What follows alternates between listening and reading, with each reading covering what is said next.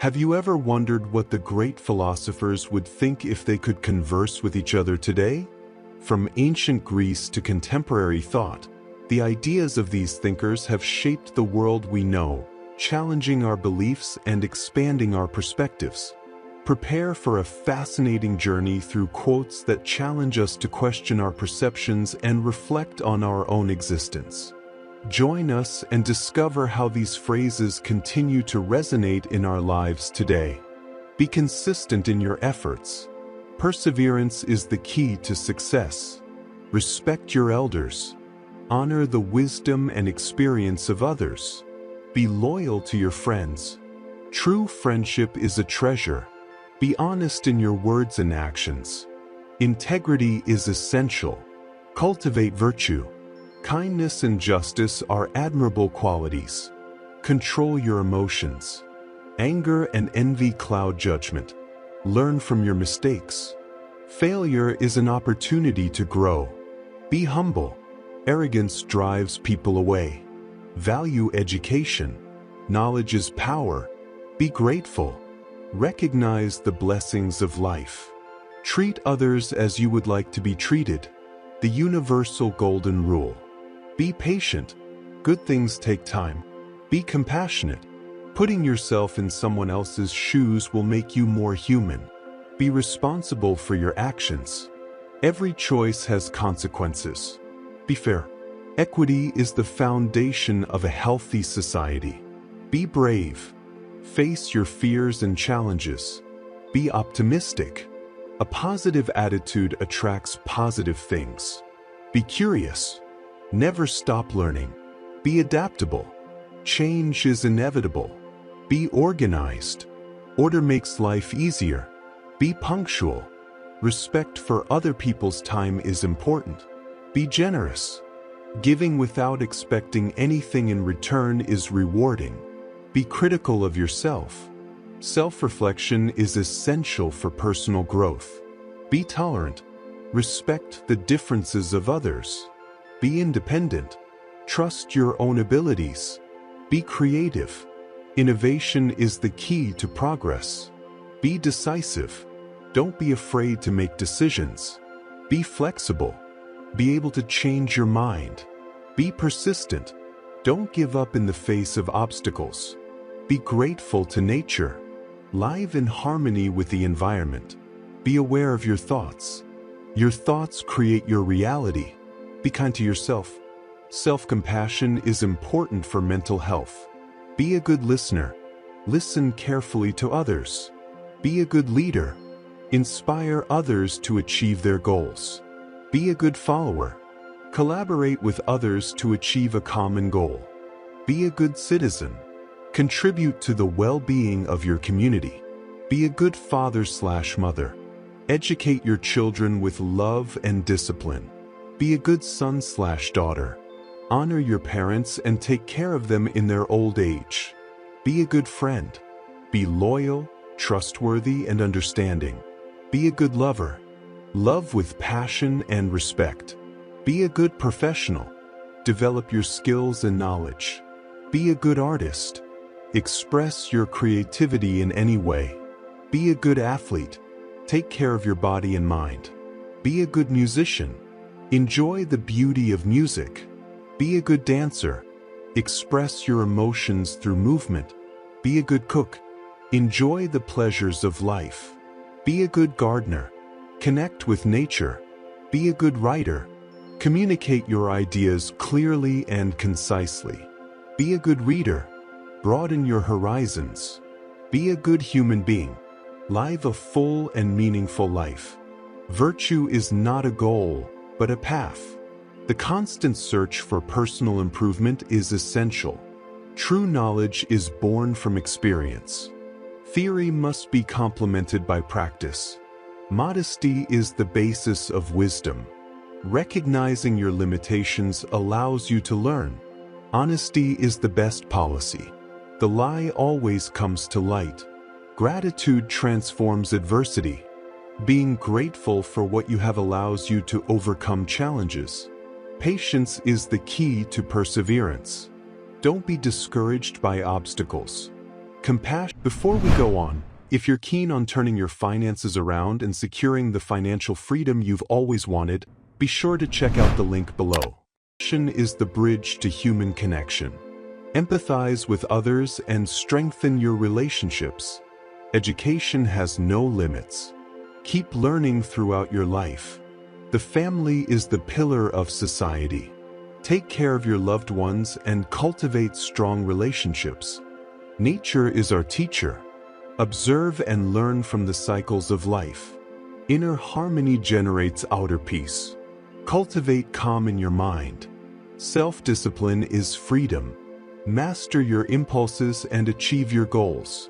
Humility allows you to grow.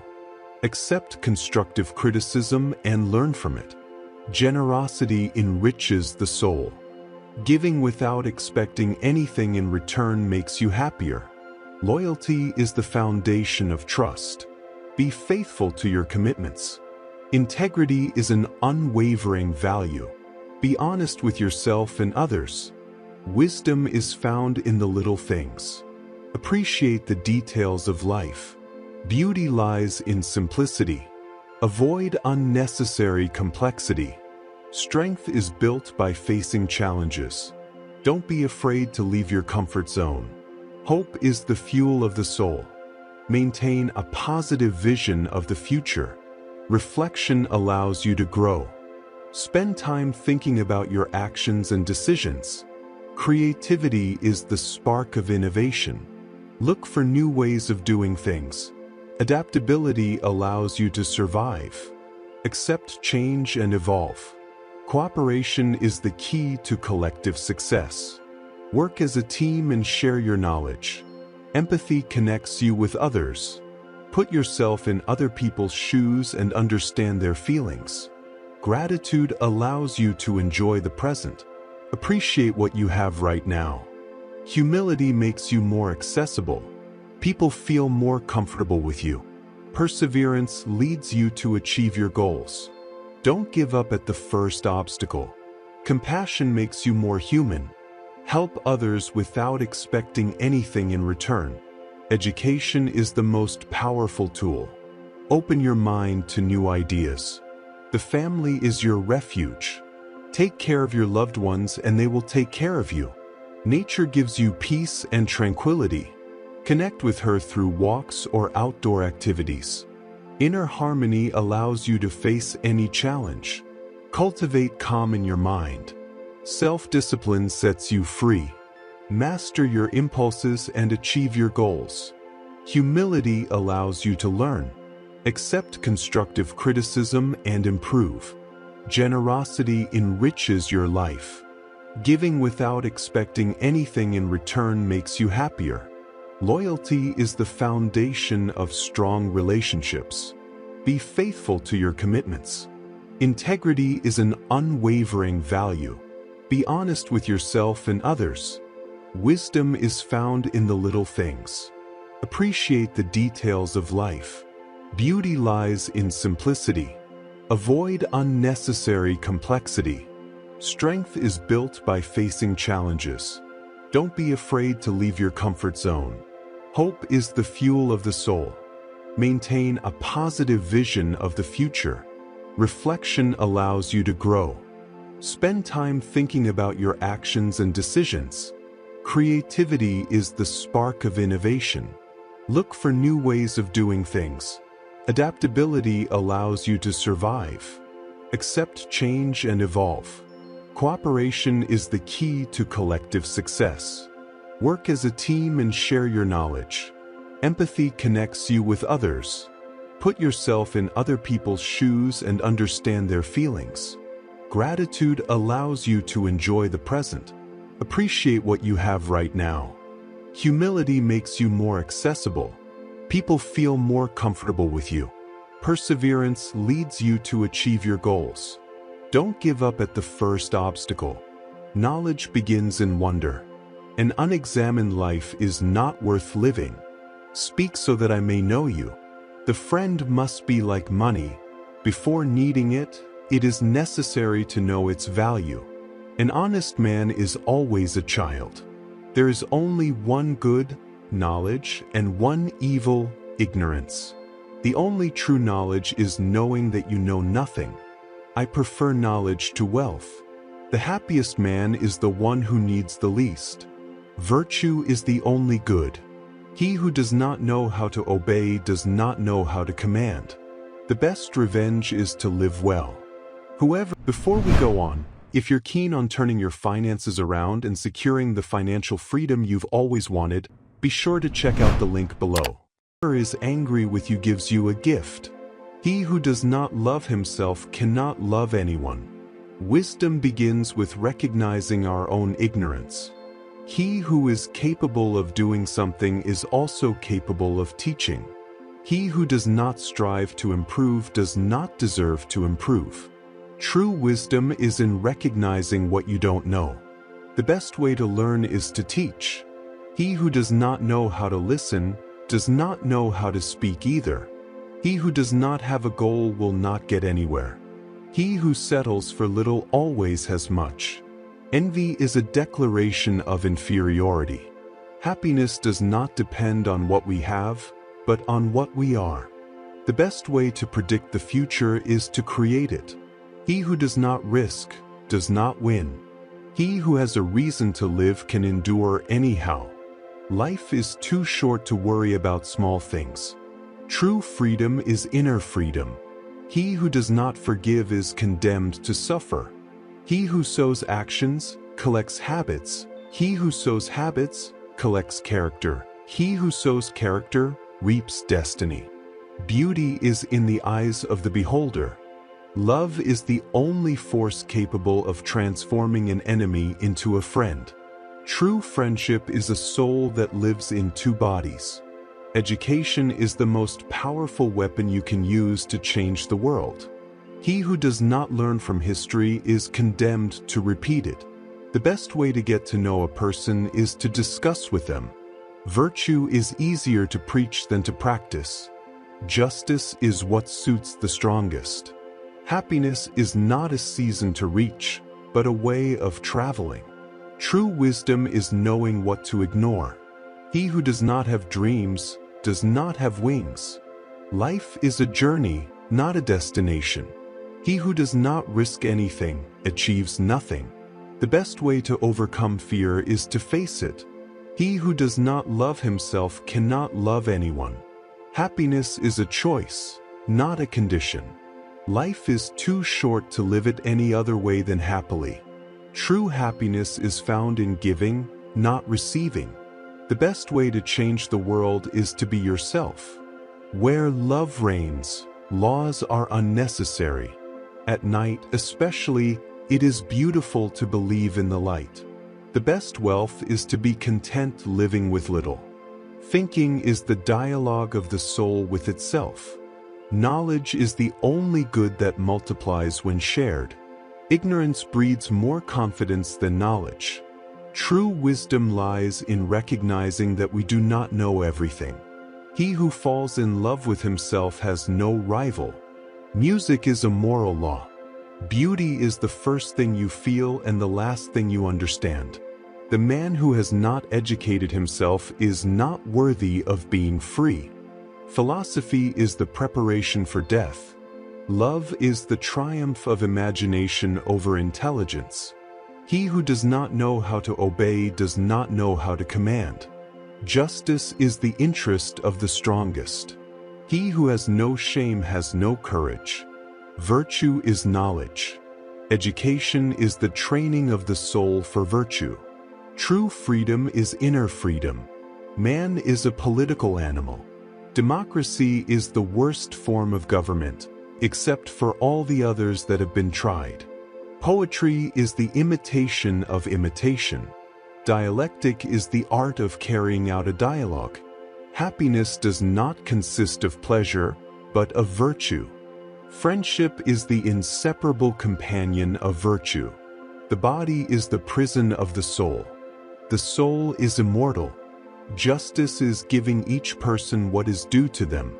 True knowledge is innate. Before we go on, if you're keen on turning your finances around and securing the financial freedom you've always wanted, be sure to check out the link below. Science is the knowledge of causes. Virtue is the middle between two vices. Happiness is the ultimate goal of human life. Education must form free men. Wisdom is the knowledge of good and bad. Courage is the middle between cowardice and recklessness. Temperance is the medium between excess and deficiency. Justice is the middle between selfishness and altruism. Wisdom is the most important virtue. Temperance is the third most important virtue. Justice is the fourth most important virtue. Philosophy is the love of wisdom. Dialectic is the instrument of philosophy. Ethics is the science of behavior. Politics is the art of governing. Friendship is a soul that lives in two bodies, a heart that lives in two souls. Happiness is the virtuous activity of the soul. Nature does nothing in vain. Man is by nature a social animal. Virtue is in the middle. The whole is more than the sum of the parts. Happiness does not consist of pleasure, but of virtue. Friendship is necessary for life. Science begins with surprise. Man is a rational animal. Virtue is a habit. Justice is giving each person what is due to them. Happiness is the ultimate goal of human life. Wisdom is the knowledge of good and bad. Courage is the middle between cowardice and recklessness. Metaphysics is the science of what is. Man can learn nothing except by virtue of what he knows. The purpose of art is to embody the secret essence of things, not to copy their appearance. What you acquire with a lot of work, you love the more. He who settles for little has everything. True freedom is inner freedom. True knowledge is innate. Opinion is apparent knowledge. Science is the knowledge of causes. Virtue is the middle between two vices. Happiness is the ultimate goal of human life. The law is reason without passion. Systematically doubt to reach the truth. The certainty of existence comes from thought. You can only trust what you understand clearly and differently. The scientific method must be based on reason. The mind is safer than the senses to know reality. Think in terms of geometry to understand nature. Reality is more complex than what the senses perceive. Doubt is the first step towards true knowledge. To know something with certainty, start from the simplest basis. Clarity and distinction are the marks of truth. Don't accept anything as true without clear evidence. The human mind has the ability to understand universal principles. Reason is the path to reaching the most fundamental truth. The essence of truth is found in logical thinking. Science advances by building on proven principles. Certainty comes from self-reflection rather than external observation. Break complex problems into simpler parts. Geometry can offer a deep understanding of the world. Don't trust what seems uncertain or ambiguous to you. Critical doubt is a powerful tool for thinking. The existence of oneself is the first undoubted truth. Mathematics is a secure form of knowledge. Use deduction to reach accurate conclusions. True knowledge is that which can be verified through reason. Beliefs must be questioned to ensure their validity. The mind and the body are two different substances. Ethics must be based on rational principles. Don't assume the truth without rigorous analysis. Reason is universal and applicable to all sciences.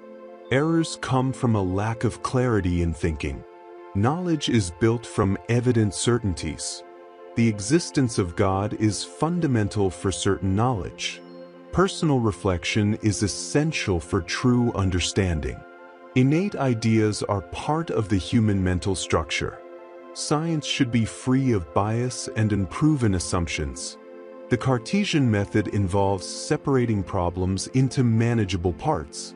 Sensitive perception does not always reflect objective reality. Universal truths are discovered. Ready to boss your finances? Check out the link below. Through logical thinking. Doubt is the beginning of the search for authentic knowledge. The mind has the ability to deduce the existence of abstract entities. Knowledge is increased through the application of the rigorous method. The truth requires a solid base of certainties. Self-awareness is proof of existence. Philosophy should be a path to absolute certainty.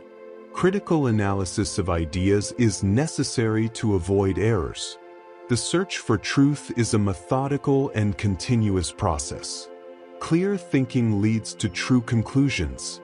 The existence of thought demonstrates the existence of the thinker. Reason and mathematics are key tools to understand the world. Skepticism is useful to reach firmer knowledge. Reason is the source of morality. Knowledge begins with experience, but is not completely derived from it. Freedom is the basis of human dignity. The category of understanding shapes experience. Nature follows an order that is the same for all human beings. Ethics should be based on universal principles and not on personal inclinations. Autonomy is the ability to give oneself moral laws. The categorical imperative establishes norms that are valid in any circumstance. Knowledge is organized according to the a priori structures of the mind. Morality is based on respect for the reason and dignity of others. Moral action must be performed out of duty, not personal interest. Freedom is an essential principle for the moral law. Practical reason establishes the principles that guide our actions. True knowledge requires both experience and mental categories. Nature and morality are governed by universal principles. Moral duty does not depend on the consequences of actions. Freedom is realized within the framework of the laws that one imposes on oneself. Human reason cannot know the noumenon, only the phenomena. Ethics should not be influenced by emotions or personal desires.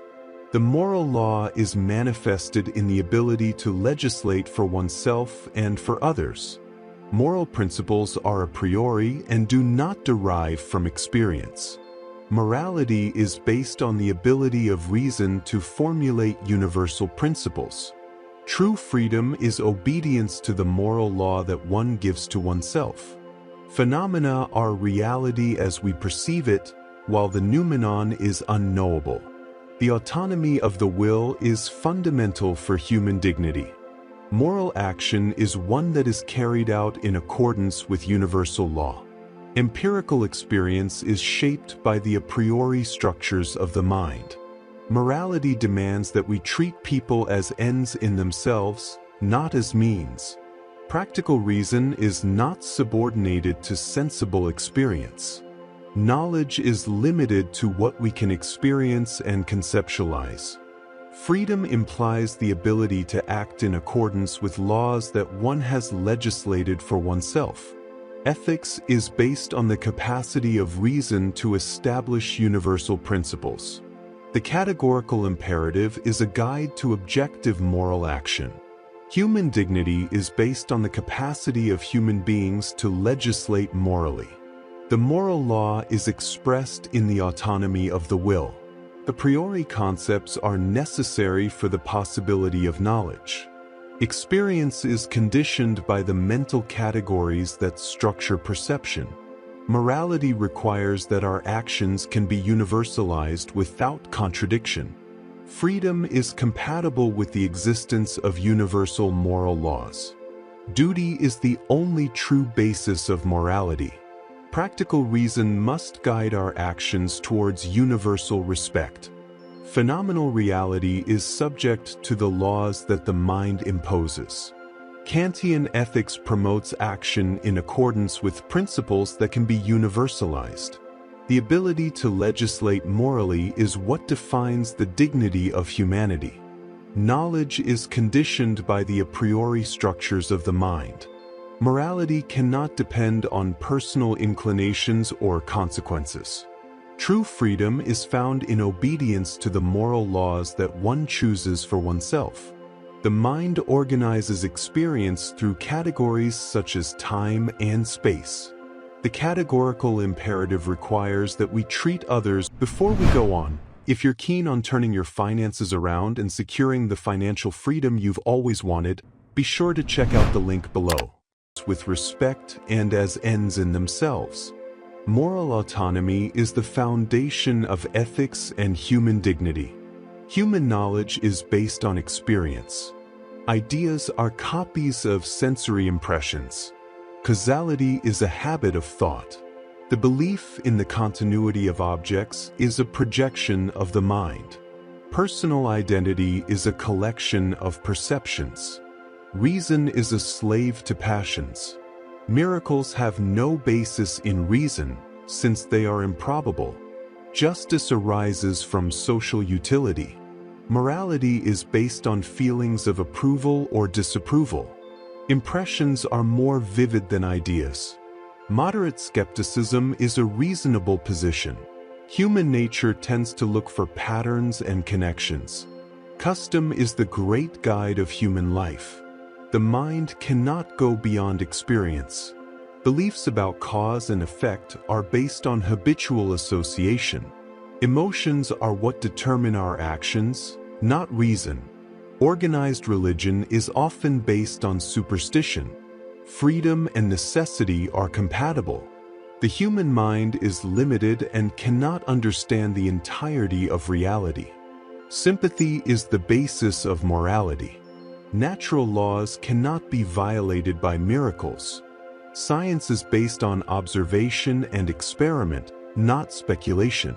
The idea of a constant self is a fiction created by the mind. Reason can only help discover relationships between ideas. Sensory perceptions are the source of all knowledge.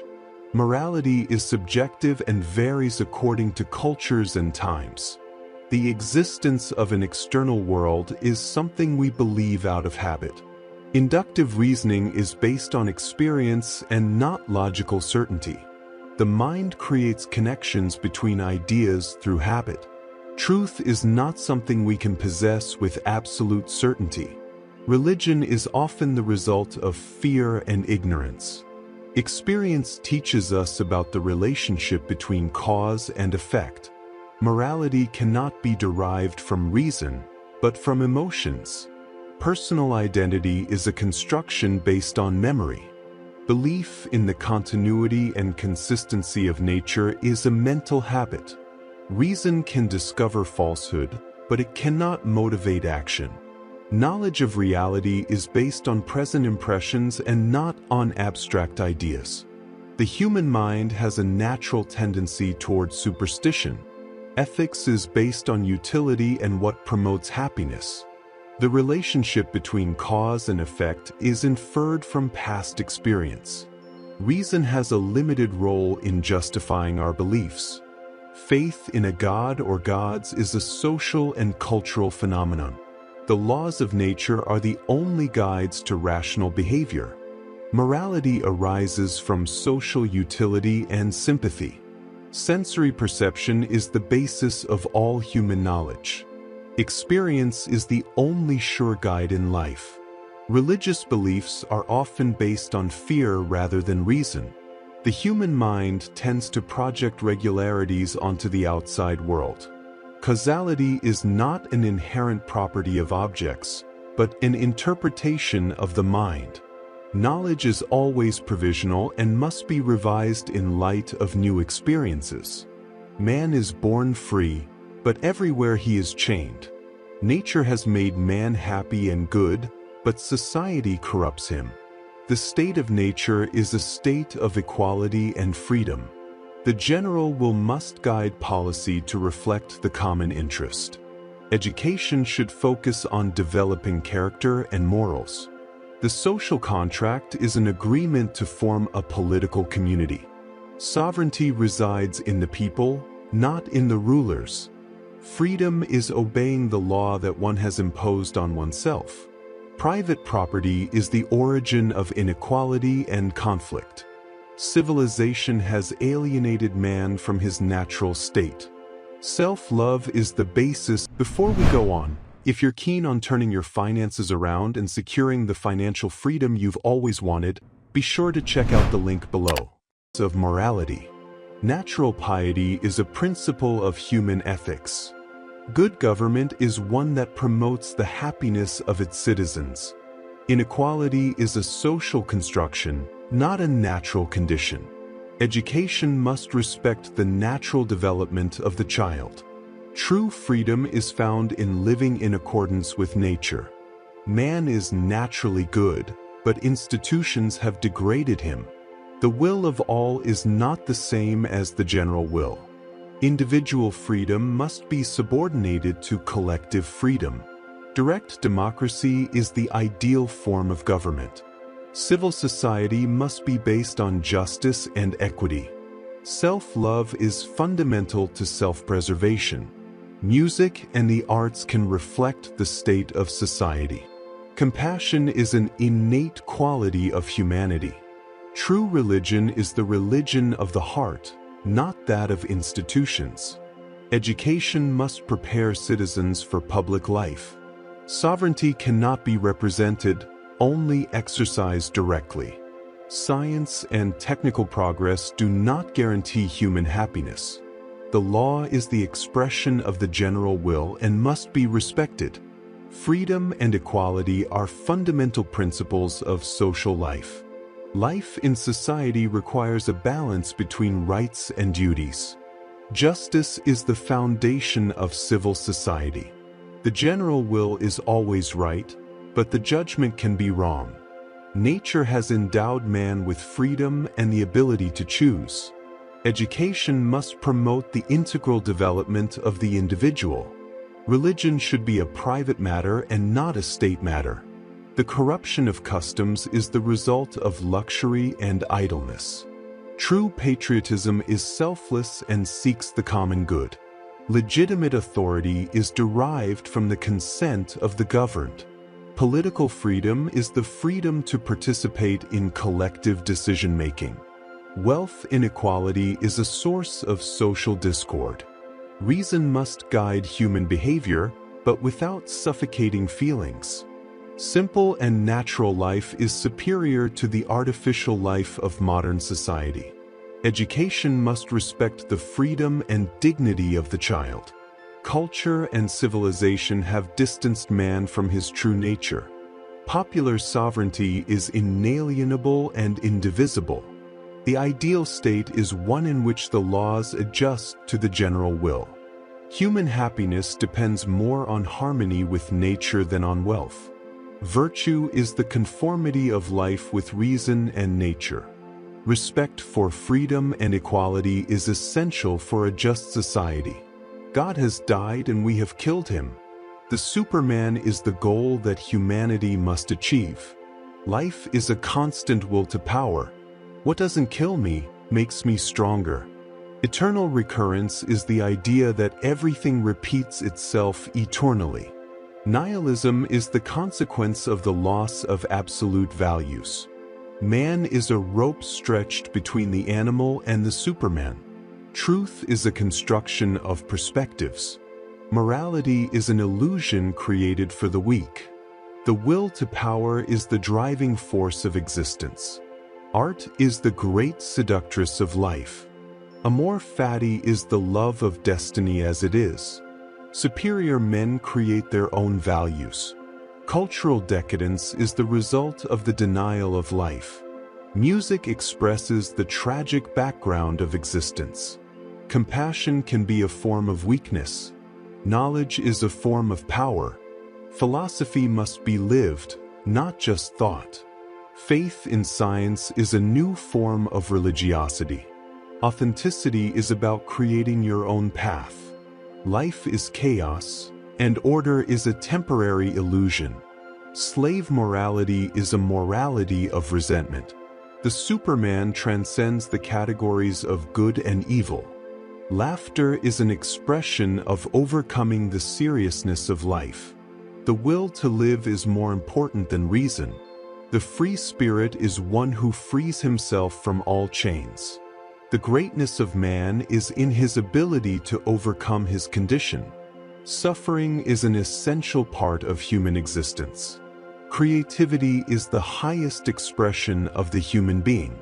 Before we go on, if you're keen on turning your finances around and securing the financial freedom you've always wanted, be sure to check out the link below.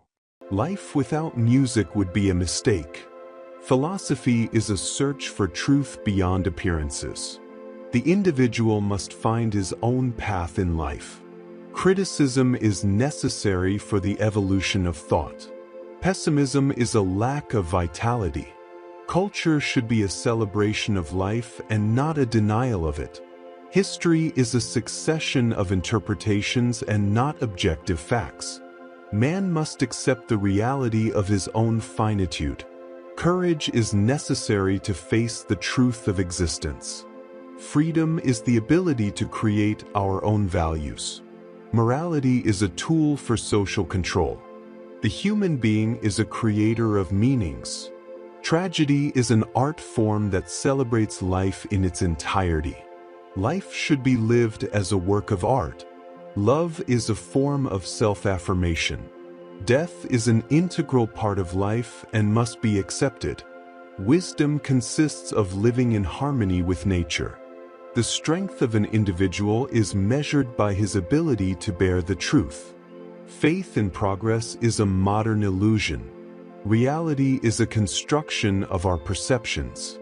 Life is a constant dance between creation and destruction. The history of all societies is the history of class struggle. Religion is the opium of the people. The workers have nothing to lose except their chains. Capitalism contains the seeds of its own destruction. The driving force of history is the class struggle. The dictatorship of the proletariat is a necessary stage towards communism. The alienation of the worker occurs in the capitalist production process. The value of a commodity is determined by the work socially necessary to produce it. Historical materialism explains the development of human societies. Capital is accumulated work.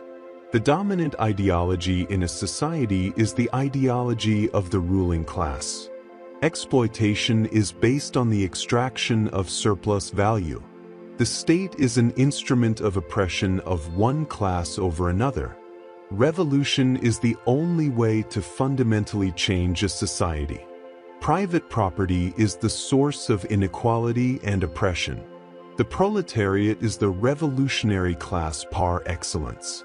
The bourgeoisie has created productive forces that it can no longer control. Communism is the abolition of private ownership of the means of production.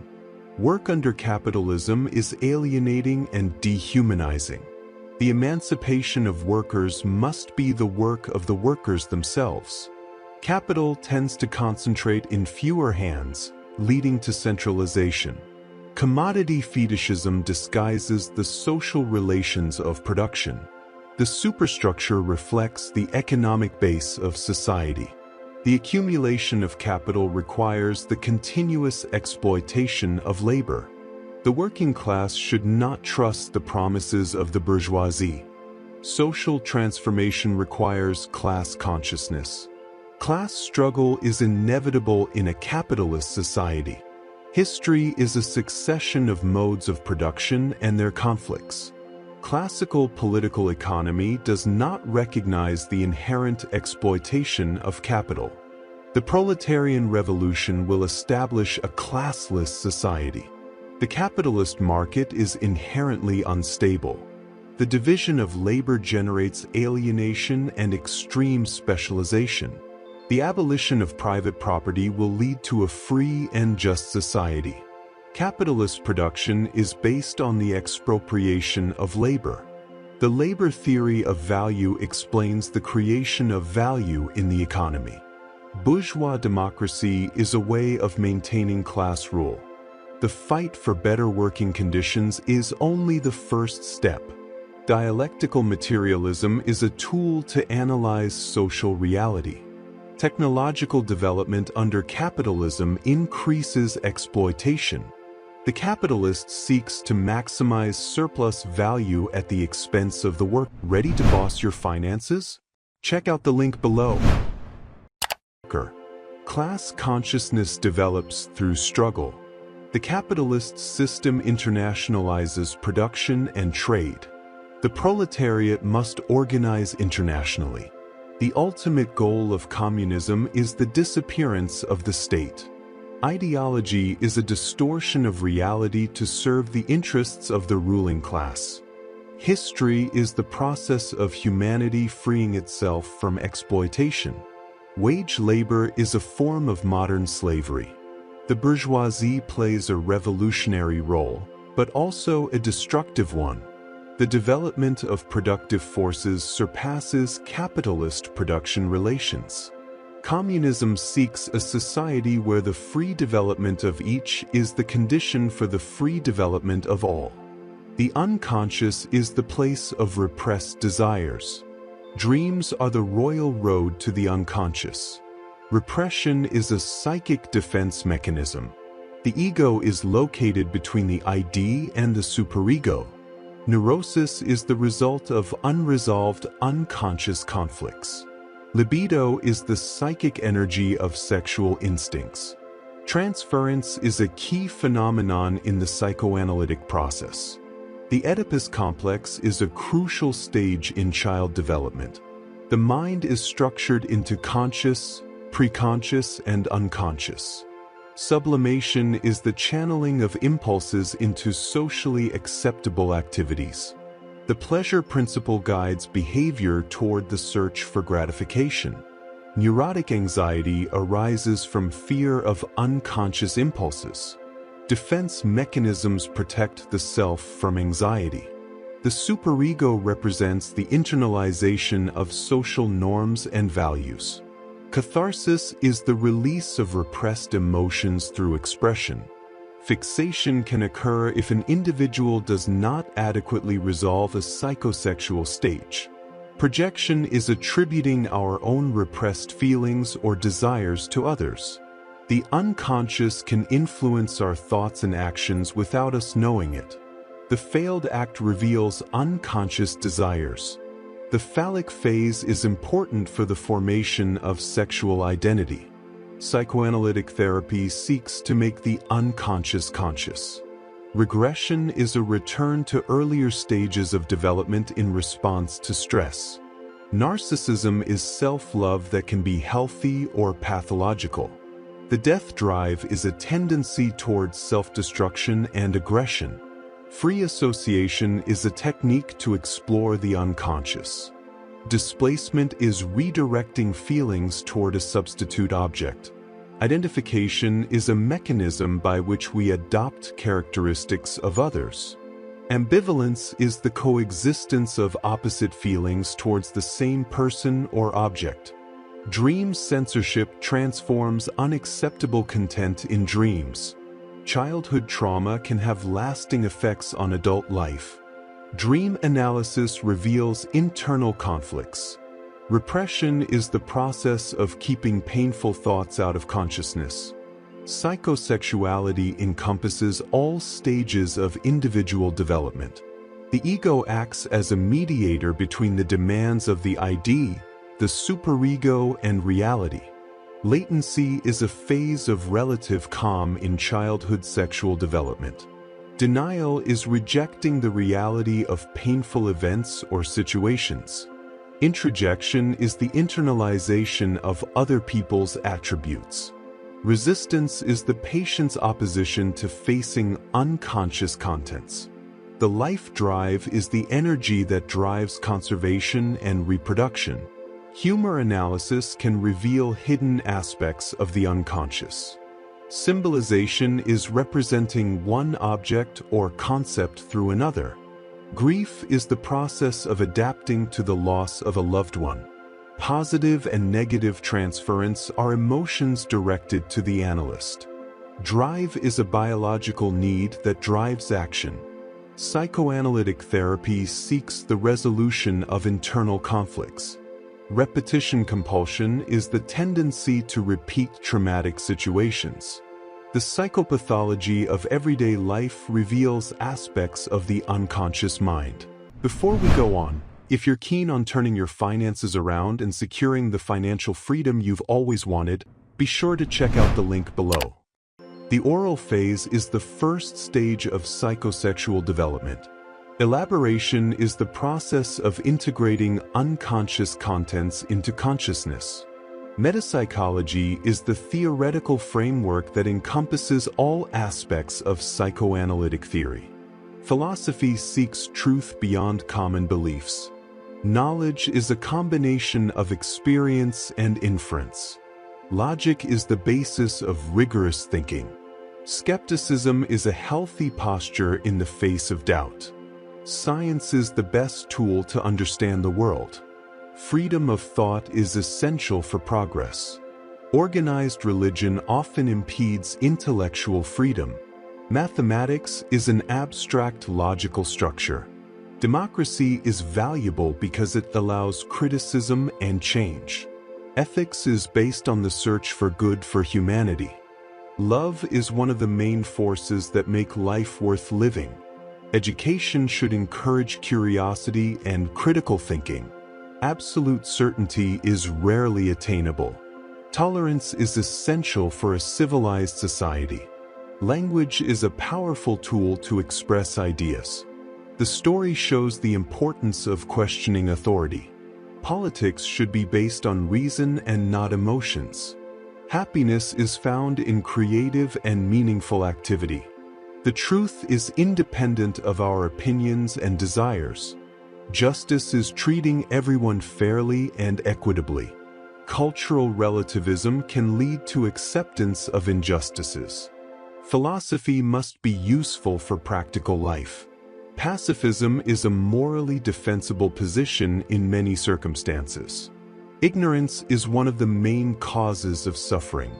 Analytical philosophy seeks to clarify concepts and arguments.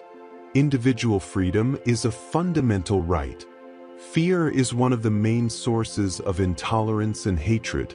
Civilization advances when we overcome prejudices. Happiness is a subjective state, but it can be promoted socially.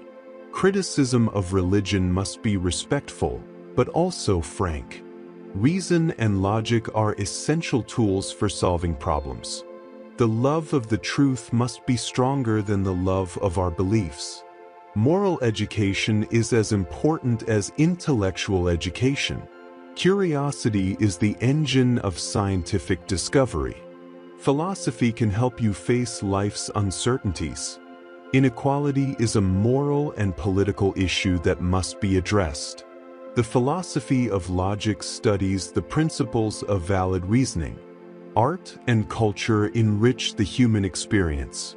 Ethics must be based on the promotion of human well-being. Science cannot answer all philosophical questions. Freedom of expression is essential to the search for truth. The value of a life is measured by its contribution to the common good. Philosophy must challenge established beliefs. Cooperation is key to human development. Knowledge is power, but it must be used wisely. Social justice requires the elimination of poverty and inequality. Pragmatism is important in the application of moral principles. Intellectual honesty is crucial in the search for truth. Self-determination is a right of all people. Philosophical skepticism should not lead to cynicism, but rather to open-mindedness. Being is the fundamental concept of philosophy. Dasein is the being that questions its own existence. Authenticity involves living according to one's own truth. Being in the world describes the integral relationship of Dasein with its environment. Anguish reveals nothingness and the possibility of nothingness. Existence precedes essence in the human being. Death is the most characteristic and unavoidable possibility of Dasein. Language is the house of being. Technology frames the self and limits our understanding of the world. The forgetting of being is a central problem in modern philosophy. Time is the fundamental dimension of existence. The truth is the unconcealment of being. Dasein tendency to conform to everyday existence. Authenticity is achieved by taking responsibility for our existence. Being for death. Before we go on, if you're keen on turning your finances around and securing the financial freedom you've always wanted, be sure to check out the link below. Defines human existence. Temporality is an essential characteristic of Dasein. Care is the fundamental ontological structure of Dasein. The understanding of being is a historical and cultural process. Existence is always a possibility and never a fixed determination. Being with others is an essential characteristic of human existence. Inauthenticity manifests itself in living according to the expectations of others. Being there, Dasein, is always a being in situation. Art can reveal essential aspects of the being. The non-authentic being hides in the anonymity of the one. The question of being is the most fundamental and often forgotten. Openness to being is necessary for a genuine understanding of existence. The human being is a project of being, always under construction. The sense of being is revealed through experience. Being and time are intrinsically connected. Worry is a way of relating to the world and others. Traditional metaphysics has obscured the question of being. Being at hand and being at sight are modes of relationship with objects. Forgetting the self leads to a superficial and rootless existence. Hermeneutics is the interpretation of the experience of being. Freedom is the ability to choose based on authenticity. Truth as correspondence is a limited interpretation. The impersonal esse dilutes individual responsibility. Aesthetic experience can open us to a deeper understanding of the self. Being is always a being before being. Authenticity requires facing nothingness and the finitude of existence. Modern technology transforms everything into an available resource. Existential anxiety is a confrontation with the nothingness of being. The essence of the human being is in its ability to ask about being. The destiny of the human being is in its relationship with being and time. The contemplation of being allows us to escape the domain of technique. Finitude is an essential characteristic of the human being. Everyday life tends to obscure the question of being. The history of being is the history of the revelation and concealment of being. The human being is the shepherd of the being. The search for meaning is a search for being itself. The woman is not born, she is made. The oppression of women is a social construction, not a natural fatality. Freedom is the fundamental value of human existence. Existentialism emphasizes personal responsibility in creating meaning. The relationship between the sexes is marked by inequality and domination. The other is a key figure in the constitution of identity. Female sexuality has historically been repressed and controlled. Motherhood should be a choice, not an imposed destiny. Authenticity is living in accordance with one's own freedom and project. The myth of femininity is an ideology that serves to justify subordination. The emancipation of women requires the abolition of patriarchal structures. Women's complicity in their own oppression is a complex problem. Education is crucial for women's liberation. The philosophy must include the perspective and experiences of women. The otherness of women has been constructed by masculine culture. Gender equality is a condition for a just society.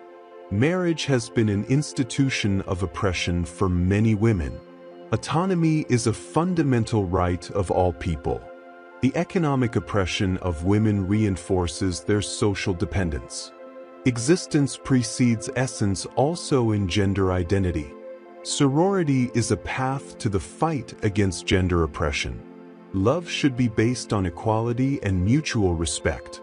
The feminist fight is a fight for all of humanity. Before we go on, if you're keen on turning your finances around and securing the financial freedom you've always wanted, be sure to check out the link below. Women's alienation is both material and psychological. The history of women is a history of struggle and resistance. Freedom of choice is essential for personal fulfillment. Women have been defined as the other in a patriarchal society. Lived experience is essential to understanding oppression. Women's bodies have been objectified and controlled by society. Passivity and submission have been instilled in women as virtues. Female emancipation requires changes in social mentality. Solidarity between women is key to the advancement of feminism. Female subjectivity has been denied or undervalued. Literary work can be a tool of liberation and awareness. Work is a way to economic and personal independence. Sexuality must be free and consensual, without coercion or taboos. The gender difference has been used to justify inequality. The demand for women's rights is a question of justice. Criticism of patriarchal culture is essential for social transformation. Feminist thought and action must be intersectional. History has silenced the contributions of women. Motherhood should be a free option and not a social imposition. The deconstruction of gender roles is necessary for equality. Writing can be a means of expression of feminine subjectivity. Women's oppression is systemic and must be confronted at all levels. Bodily autonomy is an inalienable right of women. Social transformation requires the active participation of women. Gender equality is a condition for global peace and development. Women's experience is diverse and cannot be reduced to a single story. Existentialist philosophy offers tools for personal and collective liberation. Power is everywhere and is exercised through discourses and practices. Knowledge and power are intrinsically related. Surveillance and punishment are forms of social control. Madness is a social construction that varies depending on the time. History is a series of discontinuities and ruptures. The body is a site of inscription of power and knowledge.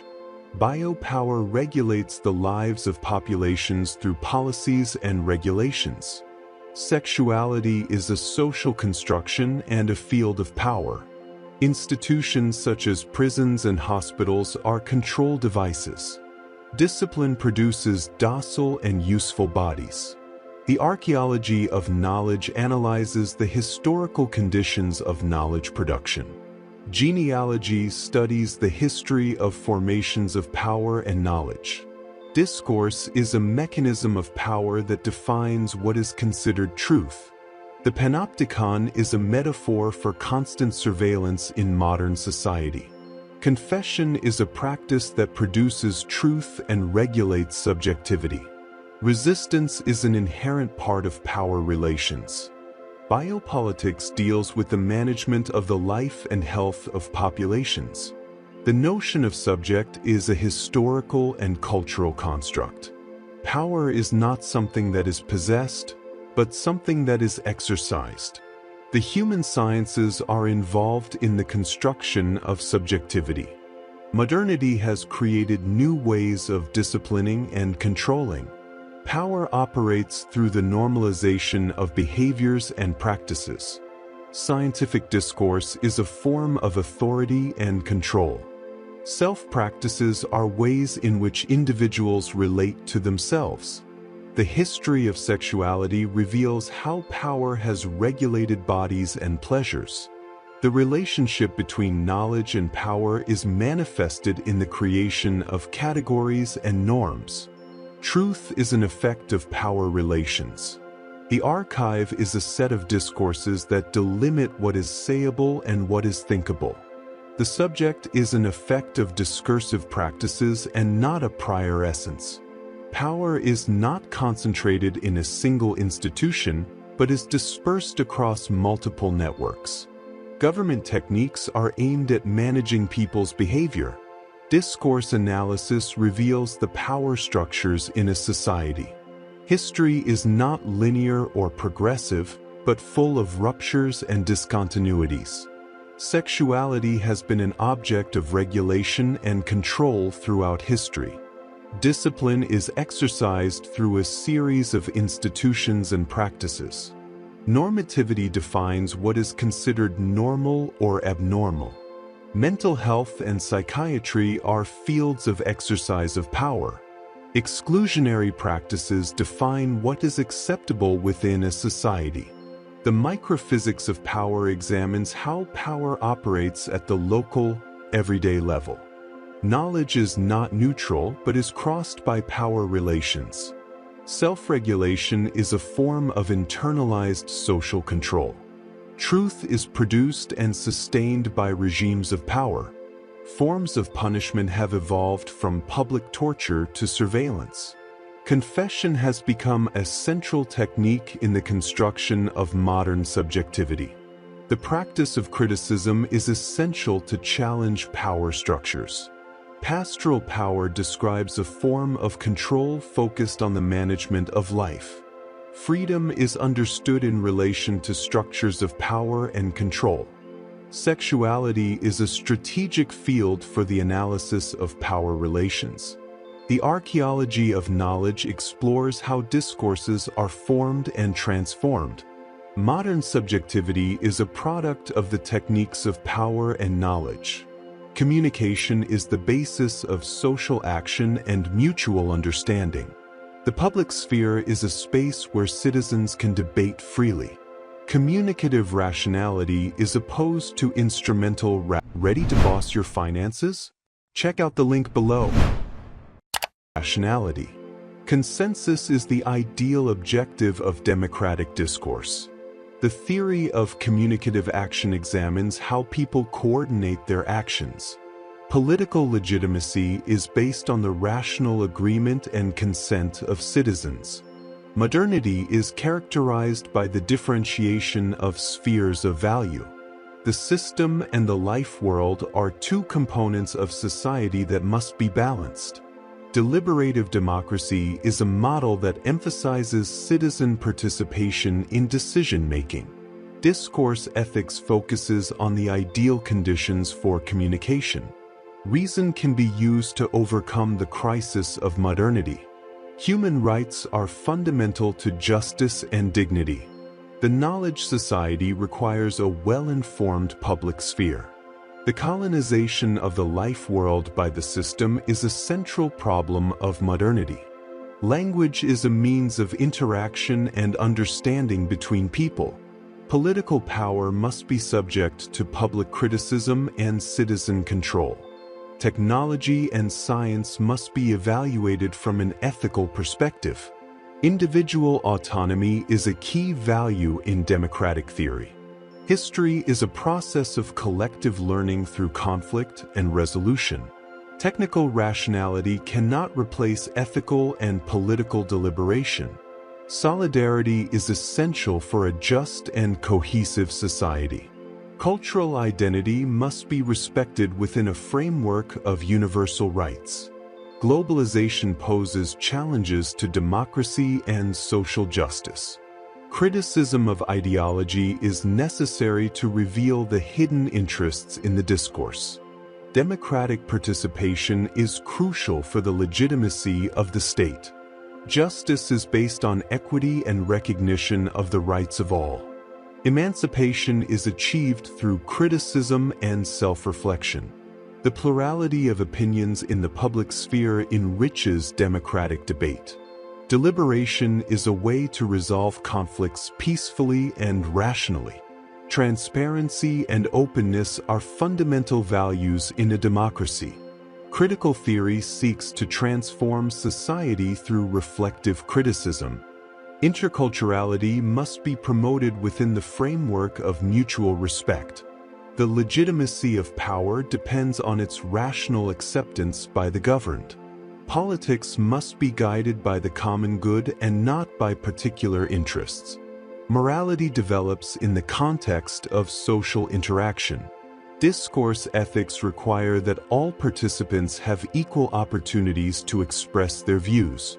The digital public sphere is a modern extension of the space of deliberation. Before we go on, if you're keen on turning your finances around and securing the financial freedom you've always wanted, be sure to check out the link below.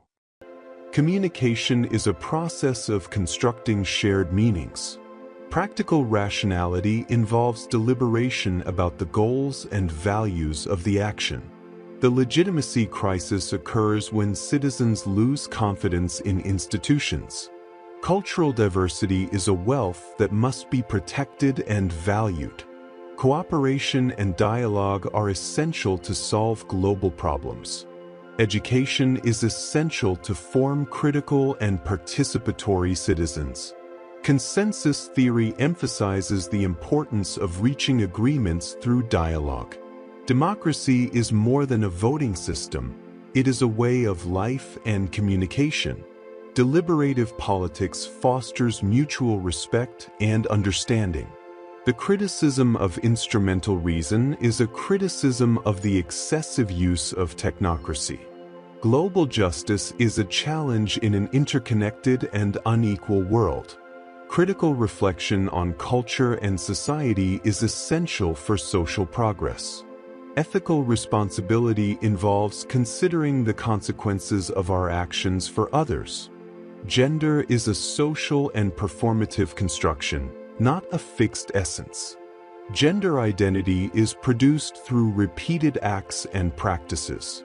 Gender norms regulate and limit the possibilities of existence. The body is a site of inscription of gender norms and power. The performativity of gender challenges traditional notions of identity. Compulsory heterosexuality is a form of social regulation and control.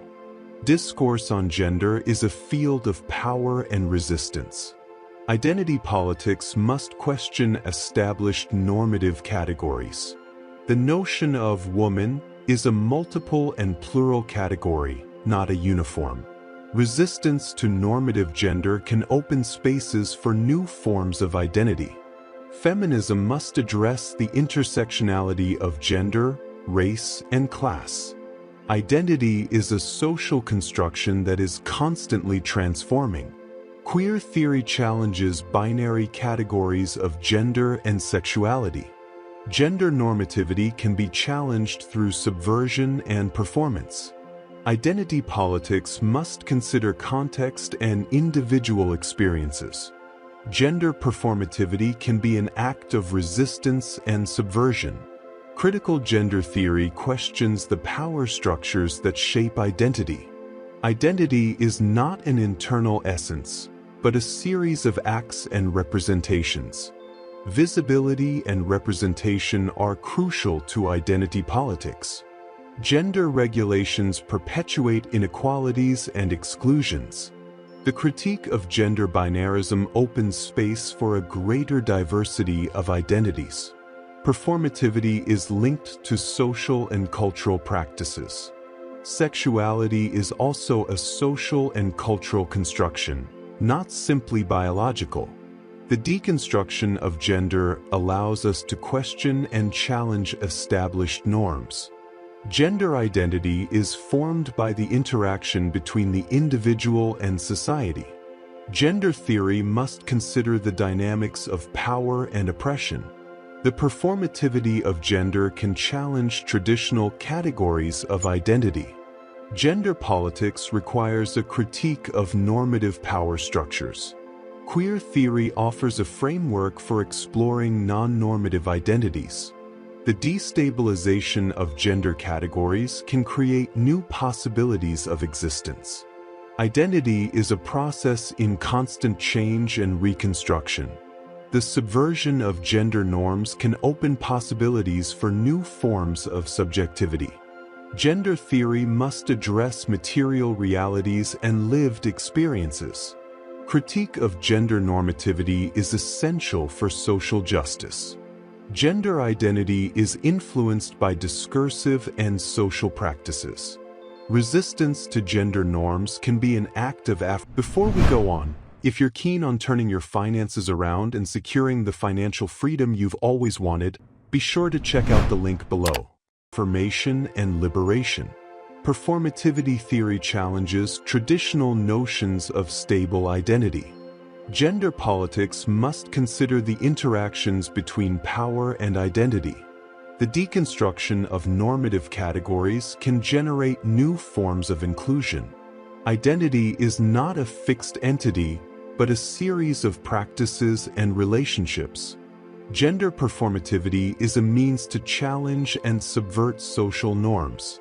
The critique of normative gender opens spaces for a greater diversity of experiences. Queer theory questions stable categories of identity and sexuality. Gender normativity is a form of regulation that limits human possibilities. Identity is a dynamic construction influenced by the social and cultural context. Identity politics must challenge normative structures of exclusion and inequality. The performativity of gender allows for a more complex understanding of identity. Critical gender theory is a tool to question social hierarchies. Destabilizing gender norms can promote greater equity. Gender identity must be understood as a process in constant evolution and negotiation. Ideology is not simply a set of ideas, but the way we experience reality. Reality is structured by fantasy that gives meaning to our experiences. Today's capitalism is maintained by an ideology of immediate satisfaction. The critique of ideology reveals the hidden contradictions in our perceptions. Popular culture is an important field for ideological analysis. Politics must be analyzed in terms of desire and enjoyment. Lacanian psychoanalysis offers tools to understand ideological structures. Symbolic violence is as important as physical violence in the social structure. The ethical act is one that breaks with established norms and creates new possibilities. Cynicism is a contemporary form of ideology where we recognize illusions but continue in them. Ideology works most effectively when it appears not to be present. The truth is often uncomfortable and disturbing, challenging our illusions. The subject is a construction divided by the unconscious and language. Consumer culture is a form of ideological control that offers false freedom. The politics of desire is central to understanding social conflicts. Ideology is a lens through which we perceive the world, often without being aware of it. Capitalism adapts to criticism by incorporating elements of it into its logic. True freedom involves confronting the structures of power and control. Ideology often makes us act against our own interests. Contemporary politics is marked by a crisis of meaning and values. Cinema and the media are powerful tools of ideological reproduction. Psychoanalysis reveals how unconscious desire structures our actions and decisions. Ideology offers us a coherent narrative that masks the contradictions of reality. Capitalist discourse promotes a way of life that is often unsustainable and alienating. Ideological criticism must be radical and not be satisfied with superficial reforms. The notion of post-truth reflects a crisis in the credibility of ideological narratives. Critical theory must challenge not only the content, but also the forms of ideology. Identity politics often diverts attention from structural economic issues. Popular culture can be both a means of resistance and ideological conformity. Modern subjectivity is deeply influenced by power structures. Ideology acts through the normalization of certain behaviors and values.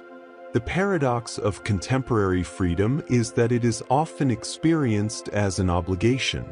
Ideology is reinforced through rituals and everyday practices. Criticism of ideology must be self-reflexive and aware of its own limitations. Utopia is necessary as a horizon of possibilities to challenge the status quo. Fantasy is a structure that supports our perceived reality. Before we go on, if you're keen on turning your finances around and securing the financial freedom you've always wanted, be sure to check out the link below. Neoliberal ideology is presented as a natural and inevitable truth. Capitalism is a totalizing ideology that penetrates all aspects of life. True subversion involves the radical transformation of social structures.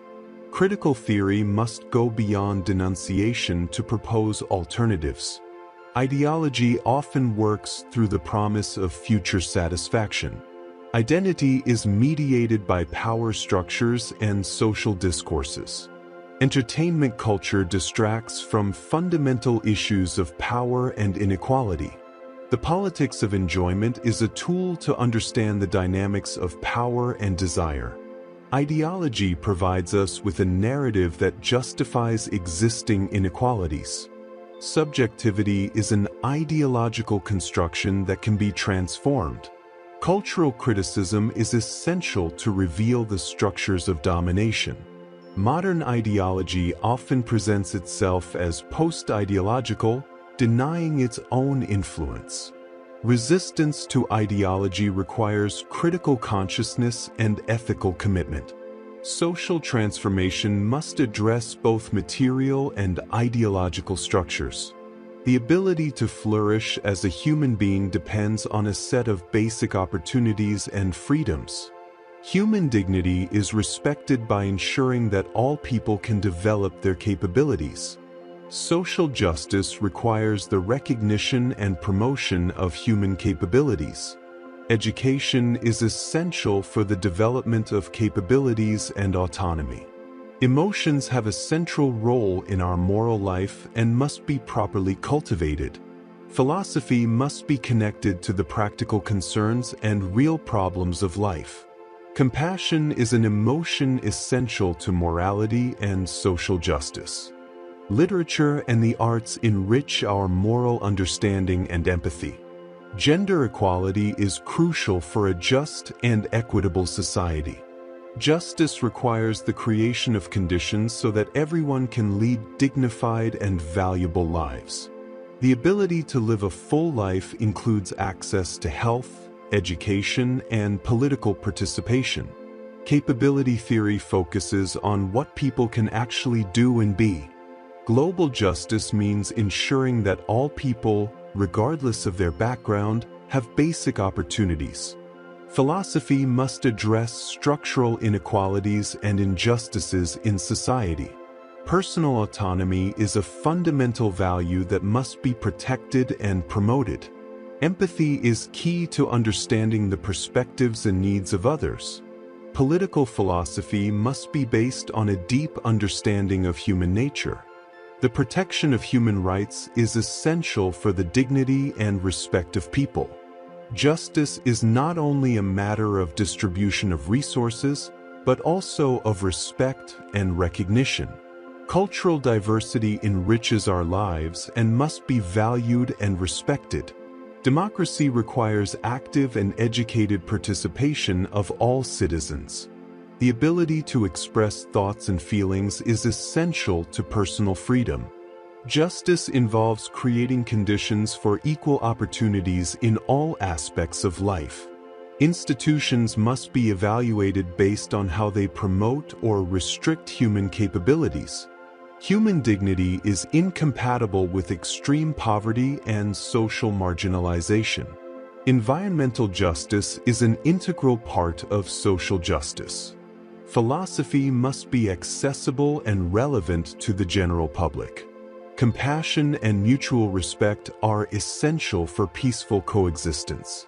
Protecting women's rights is essential for gender justice. Education in the arts and humanities is crucial to the development of full citizenship.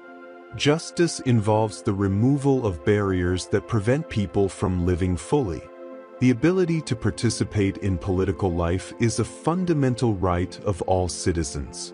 Capabilities theory recognizes the importance of human relationships for personal flourishing. Human dignity requires recognition of the agency and autonomy of each individual. Ready to boss your finances? Check out the link below. Economic justice is necessary to ensure that everyone can access basic goods. Equal opportunities must be a priority in all public policies. Global justice demands a response to international inequalities and poverty. Philosophy should be a guide to ethical action in the real world. Emotional autonomy is as important as rational autonomy. Capabilities theory offers a comprehensive view of what it means to live well. Policy must be oriented towards the promotion of human well-being in all its dimensions. Social justice includes protecting the rights of vulnerable and marginalized groups. Compassion should not be confused with condescension. It involves genuine respect for others. The ability to enjoy leisure and recreation is an important part of a good life. Equality of rights and opportunities is a central principle of a just society. Justice involves not only avoiding harm, but also actively promoting the well-being of others. Environmental protection is crucial for sustainable human development. Justice requires an equitable distribution of resources and opportunities. Freedom of expression and thought is essential to a healthy democracy. Human dignity is strengthened by recognizing and valuing the contributions of all people. Identity is a social construct that influences how we see ourselves and others. Cosmopolitanism values cultural diversity and shared responsibility towards all human beings. Cosmopolitan ethics urge us to care about the rights and well-being of all people, regardless of their origin. Collective identities, such as nationality or ethnicity, can be a source of pride and conflict. Morality is enriched by considering multiple cultural and ethical perspectives. Cultural traditions must be respected, but also questioned when they perpetuate injustices. Globalization poses challenges to maintaining a sense of belonging and community. Authenticity is a complicated notion, as cultures are constantly changing and influencing each other. Individual identity is not fixed, but rather fluid and multifaceted. Intercultural dialogue is essential for mutual understanding and respect. Moral responsibility is not limited to our immediate communities, but extends globally. Cultural diversity is a wealth that must be valued and protected. Internal criticism is essential for moral and social progress within any culture. Loyalty to humanity must come before loyalty to any particular group. The notion of cultural purity is a myth. All cultures are mixed and influenced. The ethic of authenticity can lead us to ignore the external influences that enrich our lives. Global justice requires that we recognize our economic and political interdependencies. Respect for human dignity must be the foundation of our international relations. Gender identity and sexuality are also important aspects of our personal and collective identity. Personal narrative is crucial to our understanding of ourselves and the world. Cultural borders should not be barriers to interaction and mutual understanding. Cultural globalization should not mean homogenization, but rather the celebration of diversity. Intercultural education is key to preparing individuals to live in a globalized world. Justice cannot be limited to national borders. It should be a global concern. Philosophy must address the practical issues of everyday life and global coexistence. Ethnic identity can be a source of meaning, but it should not be essentialized or absolutized. Global solidarity implies a commitment to equity and justice for all. Cultural practices must be evaluated ethically, not just respected for being traditional. Empathy is essential to overcome cultural and national divisions. Equal rights must be guaranteed for all people, regardless of their identity. Culture is a dynamic process of creation and recreation, not a fixed set of traditions. Cosmopolitan ethics require a balance between respect for differences and the search for universal. Before we go on, if you're keen on turning your finances around and securing the financial freedom you've always wanted, be sure to check out the link below. Justice. Global citizenship involves recognizing our responsibility towards the well-being of all. The critique of essentialist identity is key to understanding the complexity of human identity. Tradition and modernity can coexist and enrich each other. Gender equality is an issue of justice that transcends cultural boundaries. Cosmopolitan morality promotes cooperation and understanding in an interconnected world. National identity is a construct that can be used to unite or divide people. Social justice requires the inclusion of all voices, especially those of the marginalized. Philosophy should be a tool for critical reflection on contemporary issues. Global responsibility involves taking action against injustices and inequalities around the world. The diversity of experiences and perspectives enriches our lives and our understanding of the world. Morality is not a set of fixed rules, but a reflective and dialoguing practice. Identity is a narrative construction that helps us make sense of our experience. Cosmopolitan ethics require us to be citizens of the world, with a sense of shared responsibility. Culture and identity are constantly changing, influenced by multiple factors. Justice involves the recognition of the dignity and rights of all people. Global morality urges us to work for a more just and equitable world. Philosophy must be relevant and engaged with contemporary social and political issues. The ethic of authenticity must be balanced with a commitment to justice and equality. Water is the fundamental principle of all things in the universe. The world is full of life, since water is present everywhere. Nature is understandable and follows regular and natural laws. The earth floats on water, which supports everything that exists. Change and transformation are inherent in the nature of things. Observation and reason are essential tools to understand the world. Everything is full of gods, suggesting an inherent vitality in nature. Philosophy must begin with the observation of nature and its principles. Life and existence are interconnected by the fundamental element of water. Nature is an ordered system, not chaos, and it can be understood. The earth is surrounded by water, which is the source of all life. The universe is a harmonious whole where each element has its place. Water is the substance from which all things are derived. The beginning of all things is eternal and immortal. Philosophy seeks to find the ultimate cause of all things. Unity underlies the diversity of natural phenomena. Rational investigation can reveal the mysteries of the cosmos. The study of the sky and the stars reveals the order of the universe. Nature is a reflection of divine or cosmic intelligence. The truth is found in the understanding of natural principles. Change is an essential characteristic of reality. Philosophy must seek knowledge that transcends appearance.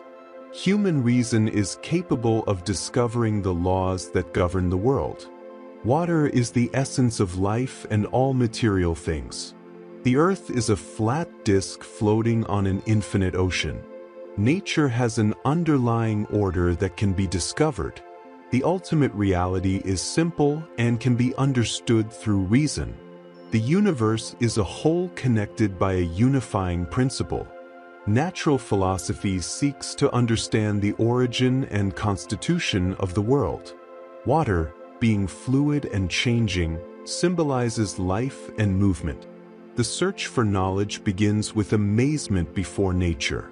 Philosophy is dedicated to explaining the causes and principles of things. Life arises from water, which is the source of all creation. Careful observation is the basis of philosophical knowledge. Reason is the most powerful tool to understand reality. The water principle implies that life is in constant flux and change. Before we go on, if you're keen on turning your finances around and securing the financial freedom you've always wanted, be sure to check out the link below. Nature is rational and follows laws that we can discover. The cosmos is an ordered system that reflects an underlying unity. Wisdom consists of understanding the fundamental principle of things. Philosophical research must be guided by the search for truth. Reality is composed of an elementary principle from which everything derives. The essence of all things can be understood through rational study. The world is an integrated whole where each part has a purpose. Nature is a system of interactions where nothing is isolated. Reality is an organic whole, not a set of separate parts. Life and movement are present in all nature. The cosmos is a reflection of the unifying principle of water. Philosophy seeks to understand the eternal principle that underlies everything. The truth is revealed through the study of nature and its processes. Reality is a constant flux, where everything changes and transforms. Being is and non-being is not. This is the fundamental truth of the universe. Being is eternal, immutable, and indivisible. Change and multiplicity are illusions of the senses. Being is one, homogeneous, and complete. There is no emptiness or lack in it. The path of truth is opposed to the path of opinion, which is based on misleading perceptions. Thought and being are the same. To think is to be. Reality is one and unified. There is nothing outside of being. Non-being is inconceivable and ineffable because it has no existence. Truth is knowledge that is achieved through reason, not the senses. Being has no beginning or end. It is unbegotten and imperishable. Being is full and continuous, without divisions or interruptions. Reality is eternal and constant. Change is an illusion. Being cannot emerge from nothing, nor become anything. Reason reveals the truth of being, while the senses deceive us. The unity of being excludes multiplicity and diversity. The path of truth is narrow and difficult, while the path of opinion is wide and deceptive. Being is immobile, since movement implies change and diversity. Reality is a perfect sphere, without parts or differentiations. Reason is the guide toward understanding the true nature of being. The being is unique and complete, without need for anything outside of it. Sensory perception only shows appearances, not the true essence of things. The being is identical with itself in all its parts. It is completely homogeneous. The truth about being is immutable and universal, beyond opinion and belief. Being is total and absolute. There is nothing that can be outside of it. The illusion of change arises from incorrect perception of the senses. Rational thinking leads us to the understanding of the unity of being. Being is eternal and not subject to becoming. It is immortal and permanent. Difference and change are impossible in being, since it is one and indivisible. Ultimate reality is a unified whole, without parts or oppositions. Reason allows us to transcend sensory illusions and see the truth of being. The being is not subject to time. It is eternal and timeless. The perceived multiplicity is a deception. Only the one and true being exists. Reality is a continuous and indivisible unit. There is no separation in it. The truth of being is necessary and cannot be any other way. Sensory experience leads us to confusion and falsehood. Being is constant and unaltered. There is no generation nor destruction in it.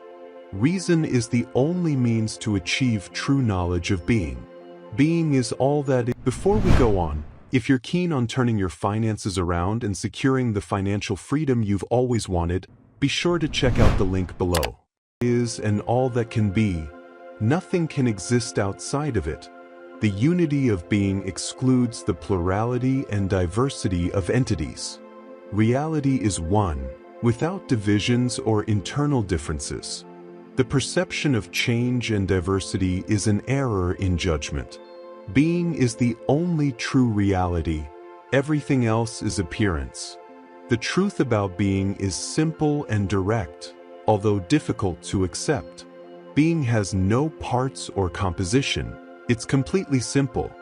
Reason reveals to us that being is one and the same everywhere. The nature of being is being. There is nothing more to say about him. Sense perception is limited and deceptive, while reason is clear and true. The truth is one and unified, like being itself. Being is all that is, and nothing can be added to or subtracted from it. Understanding the self requires abandoning the opinions and illusions of the senses. The universe is made up of atoms and emptiness. Everything else is opinion. Atoms are indivisible, eternal, and the ultimate basis of reality. Atoms move in a vacuum and form all things by combining. Reality is made up of atoms in constant movement and change. The soul is made up of fine, smooth atoms, which allow perception and thought. Sensory perception occurs when atoms emit emanations that affect our senses. The truth is found in atoms and emptiness, not in perceived sensory qualities. Differences in the properties of objects result from the shape, size, and arrangement of atoms. The variety in the world is due to the infinite combinations of atoms. Everything that exists is subject to natural necessity and the mechanical laws of atoms. The void is as real as the atoms, allowing their movement and combination. Life and death are processes of combination and disintegration of atoms. True knowledge is based on the understanding of atoms and their behavior. Atoms do not have sensory qualities such as color or flavor. These are productions of the mind. The cosmos has no purpose or design. Everything happens because of the necessity of atoms. The diversity of worlds is infinite, since atoms can form innumerable combinations. Ethics is based on the search for peace of mind and emotional balance. Happiness is found in moderation and mastery of desires. Justice and virtue arise from mutual respect and understanding of human nature. Death is not to be feared, since it is only the disintegration of the atoms of the body and soul. Sensory knowledge is deceptive. We must trust reason to know the truth. Life is a dance of atoms, always moving and changing. The universe is infinite and eternal, with innumerable worlds in it. Nature has no intentions or purposes. Everything is the result of chance and necessity. The ultimate reality is not perceived with the senses, but is understood with reason. Pleasure and pain are states of the soul that result from the movements of atoms. Ethics consists of living in accordance with nature and reason. Order in the cosmos is a result of the regular movement of atoms. Death is just the separation of the atoms that make up the living being. True happiness is found in the knowledge and contemplation of nature. The soul is not immortal. It dissolves just like the body when it dies. Destiny is the result of natural laws and atomic interactions. Knowledge is limited, but the pursuit of understanding is valuable. Science is the path to true knowledge of nature. The gods, if they exist, do not influence the world or human life. Virtue is living in harmony with nature and understanding the need for atoms. Wealth does not bring happiness. Moderation and understanding do. Beauty and order in nature are the result of the movement of atoms. Love and friendship are important for the peace of the soul. Health of body and mind is essential for a happy life. Superstition, ready to boss your finances? Check out the link below.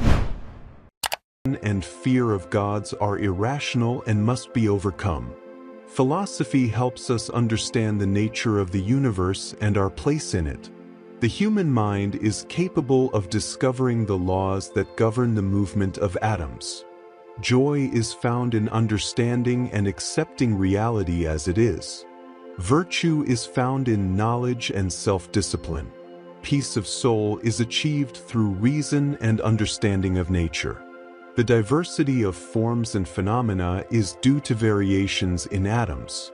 Education and knowledge are essential for a virtuous and happy life. Curiosity is the engine of knowledge and philosophical research. Wisdom consists of accepting the natural order of the universe and living in harmony with it. Happiness is achieved through the pursuit of pleasure and the avoidance of pain. Pleasure is the beginning and the end of a happy life. Everything else is a means to achieve it. Death is nothing to us, since while we live, it is not there, and when it is there, we are not there. We should not fear the gods, since they do not concern themselves with human affairs. The goal of life is to live in serenity, free from fear and unnecessary suffering. Natural and necessary pleasure is easy to obtain and leads us to peace of mind.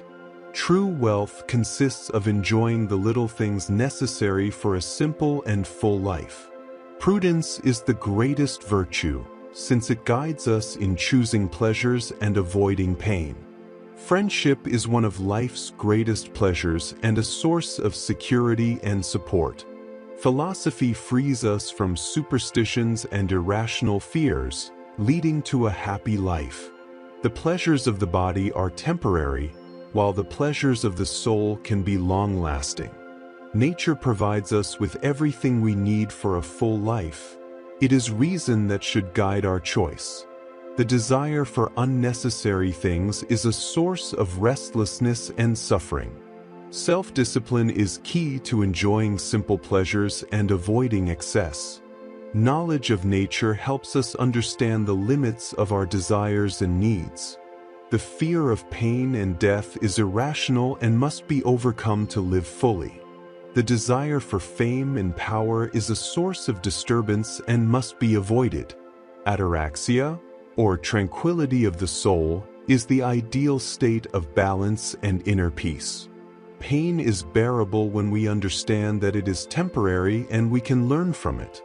The maximum pleasure is the absence of pain in the body and disturbance in the soul. Happiness is not found in luxury, but in moderation and control of desires. Science and reason free us from fear of natural and supernatural phenomena. Justice is an agreement between people not to harm each other. Philosophy is the medicine of the soul, curing our worries and fears.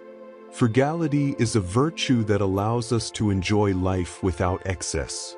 Serenity is found in accepting the limits of our existence. The search for pleasure must be rational and oriented towards emotional stability. Simple and moderate living is the path to true happiness. Understanding mortality prompts us to live fully in the present. Knowledge is a tool to achieve peace and happiness. Pleasure does not consist in the satisfaction of unnecessary desires, but in the elimination of pain. Wisdom consists of knowing which desires to satisfy and which to avoid. Inner peace is achieved through reflection and philosophy. Nature shows us that there is no need to fear death. True friendship is a constant source of joy and support. The desire for immortality is an illusion that distances us from present happiness. Philosophy teaches us to live in accordance with nature and reason. The search for pleasure must be moderate and aware of its consequences. Gratitude for the simple things in life is a path to happiness. The fear of fate and chance is unfounded. We must trust our ability to act prudently. Freedom is living according to our own rational choices. Knowledge of nature dispels Before we go on, if you're keen on turning your finances around and securing the financial freedom you've always wanted, be sure to check out the link below. Founded fears and allows us to live without disturbances. The good life is one that is lived with moderation, friendship, and reflection. True happiness is found in the absence of unsatisfied desires. Philosophy guides us to avoid the pleasures that lead to future pain. Happiness is found in emotional stability and mental serenity. Science and philosophy allow us to understand the world and our place in it. The enjoyment of simple and natural pleasures is key to a happy life. Reflecting on death frees us from fear and motivates us to enjoy the present. Life is an opportunity to experience tranquility and pleasure, and philosophy is the way to achieve them. True happiness is found in union with God, the source of all good. The human heart is restless until it finds rest in God. Faith is an act of will that seeks to understand divine truths. Divine grace is necessary for salvation and sanctification. Original sin affects all humanity and requires the redemption of Christ. Human freedom is fully realized in obedience to the will of God. The city of God is the community of the faithful who live in the hope of eternal life. Love of God and neighbor is the fulfillment of the entire law. Eternal life is the reward for those who love and serve God faithfully. Reason and faith are not in opposition. Both are gifts from God to understand the truth. Evil is not a substance, but the deprivation of good and disorder of the will. Confession of sins is an act of humility and seeking divine forgiveness. The truth is found in God, who is truth itself.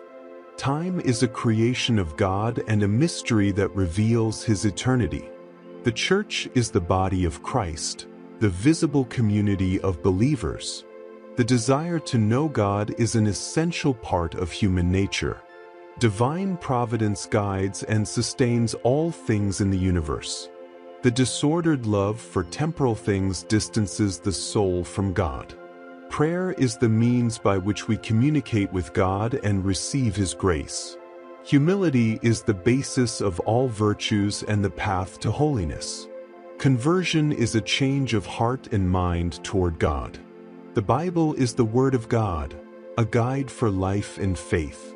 Hope in the resurrection gives us comfort and strength in the trials of life.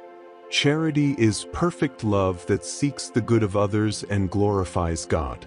Divine justice is manifested in the redemption and judgment of souls.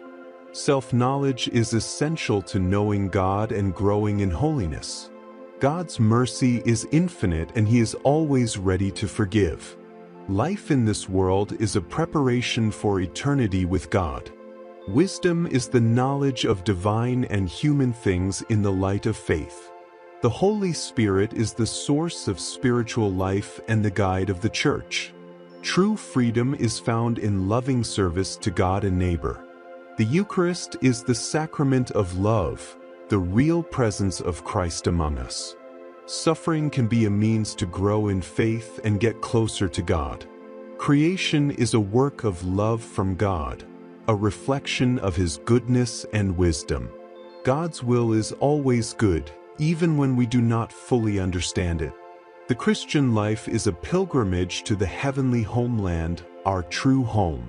Pride is the origin of all sins, while humility leads to virtue. Obedience to the Word of God is the path to peace and happiness. The glory of God is the ultimate end of all things and the objective of our life. The knowledge of the truth frees us from the bondages of error and sin.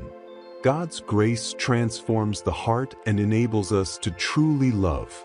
The life of prayer is essential to maintain communion with God and grow in holiness. The unity of the Church is a sign of the unity of God and His love for humanity. Love of truth is a characteristic of true faith and devotion. The lives of the saints are a testimony of the action of God's grace in the world. Inner peace is. Before we go on, if you're keen on turning your finances around and securing the financial freedom you've always wanted, be sure to check out the link below. It's found in complete trust in divine providence. Right intention and love for God must guide all our actions. The contemplation of God is the supreme goal of human life and the source of true happiness. Sincere repentance is the first step toward reconciliation with God. The glory of God is manifested in the life and death of Jesus Christ, our Savior. Truth is the conformity of the intellect with reality. Faith and reason are compatible. Both come from God and seek the truth. The existence of God can be demonstrated through reason and observation of the world. The supreme good of the human being is union with God, who is the source of all goodness. The nature of man is rational, and his ultimate goal is happiness in the vision of God. The cardinal virtues, prudence, justice, fortitude, and temperance, are essential to the moral life. Natural law is the participation of eternal law in the rational creature. Divine grace elevates and perfects human nature, leading it to salvation. The Eucharist is the sacrament of the body and blood of Christ, a mystery of faith and love. Charity is the theological virtue that unites us to God and our neighbor with supernatural love. The human soul is immortal, created in the image and likeness of God. Creation is a manifestation of God's wisdom and power. The knowledge of God through reason is imperfect, but faith leads us to the full truth. Divine providence governs all things with wisdom and justice. Justice is giving each person what belongs to them according to natural and divine law. Faith is a virtue instilled by God, which allows us to accept revealed truths. Theology is the science that studies God and divine things in the light of faith. Salvation is a gift from God that is achieved through human grace and cooperation. Evil is a privation of good, and not a substance in itself. The human intellect can know the truth, but it is limited and needs divine revelation. Philosophy is the handmaiden of theology, helping to better understand the truths of faith. Eternal law is the divine plan that governs the universe and guides rational creatures toward their ultimate goal. Humility is the truth about ourselves and our dependence on God. Fortitude is the virtue that allows us to face difficulties with courage and patience. Temperance is moderation in the use of material goods and sensual pleasures. Prudence is the virtue that guides reason in making correct decisions. The resurrection of Christ is the victory over death and the promise of eternal life. Mercy is the act of compassion towards those in need, a reflection of God's love. The unity of the Church is a participation in the unity of the Holy Trinity.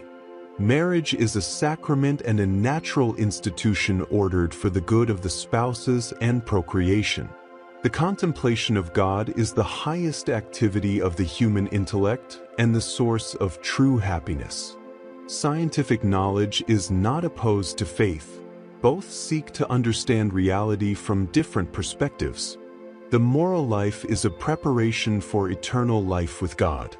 Confession of sin is a means to receive God's forgiveness and healing grace. The worship of God is the supreme act of religion and the recognition of His sovereignty. The incarnation of Christ is the central mystery of the Christian faith. where God became man for our salvation. Patience is the virtue that allows us to endure trials and tribulations with serenity. Hope is the theological virtue that gives us confidence in the promise of eternal life. The Holy Spirit is the love of God poured into our hearts, guiding us in the Christian life. The truth does not contradict itself. What is true in faith cannot be false in reason. Obedience to God's law is the path to true freedom. Virtue is a good and stable habit that inclines us to act in accordance. Before we go on, if you're keen on turning your finances around and securing the financial freedom you've always wanted, be sure to check out the link below. With reason and faith. The final judgment will be the public manifestation of divine justice.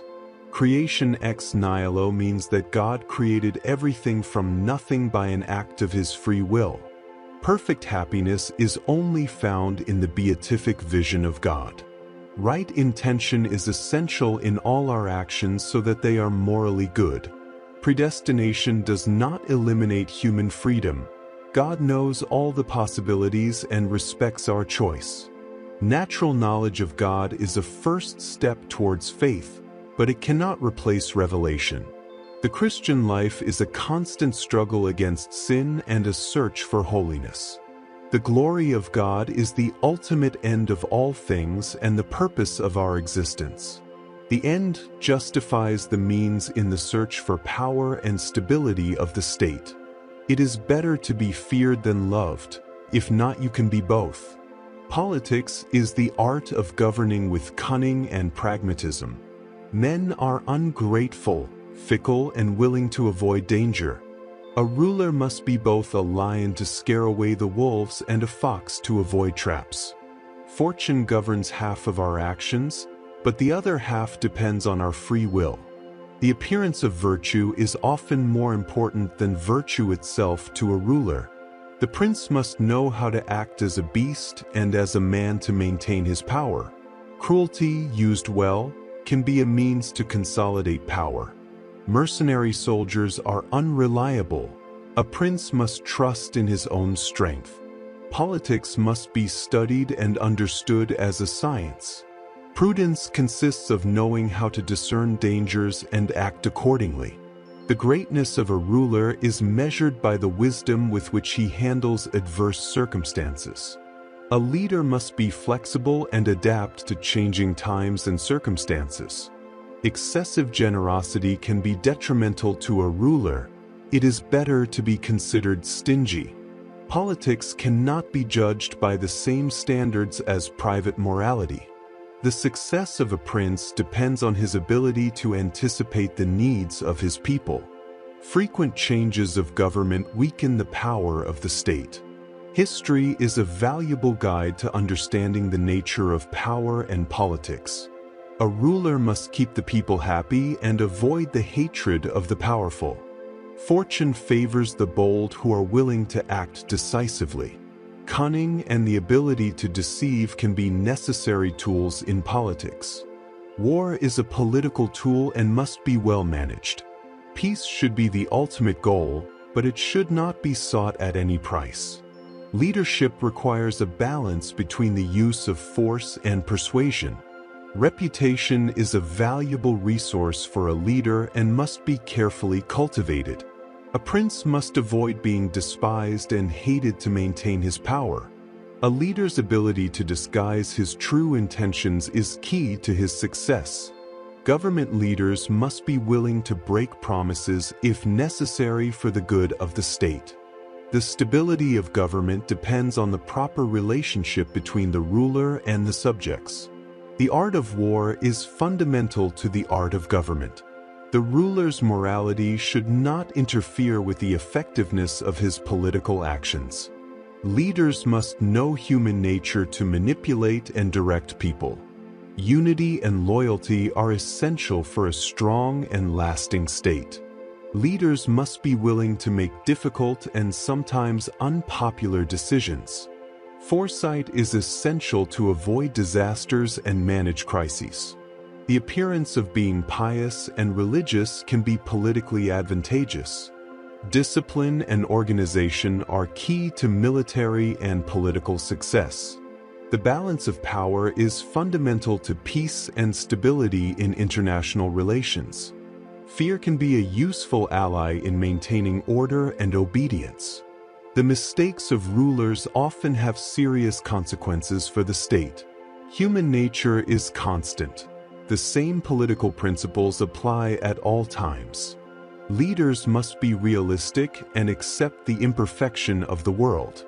Gaining and maintaining power requires different skills and strategies. Corruption is a constant threat to the stability of the state. Education and preparation are crucial. Ready to boss your finances? Check out the link below. To forming good rulers. Control of the army is a priority to ensure the power of a ruler. Politics is a battlefield where only the strongest and most cunning survive. History is full of examples of leaders who have fallen because they did not adapt to the times. The destiny of a state depends largely on the ability and character of its leaders. God and nature are one and the same reality. Everything that exists is a manifestation of the divine substance. True freedom is the understanding and acceptance of the laws of nature and reason. Knowledge of the nature of God leads us to peace and happiness. Everything that happens is the result of the inherent necessity of the divine nature. The human mind is a part of divine nature, and its knowledge is a way of understanding God. Ethics is based on the rational understanding of nature and the laws that govern the universe. Freedom is the knowledge of the causes that determine our actions and acting in accordance with them. Feelings and emotions are modes of the mind and must be understood to achieve serenity. True wisdom consists in knowing and loving the need of nature. Virtue is living according to reason and understanding of nature. Religion should be based on reason and understanding of natural laws, not superstitions. The human mind can achieve freedom through understanding the laws of nature and reason. Inner peace is achieved by knowing and accepting the necessity of all events. Knowledge of the causes that govern our behavior allows us to act freely. Happiness is found in the rational understanding of our own nature and that of God. Morality is not an arbitrary divine command, but a consequence of living in accordance with nature.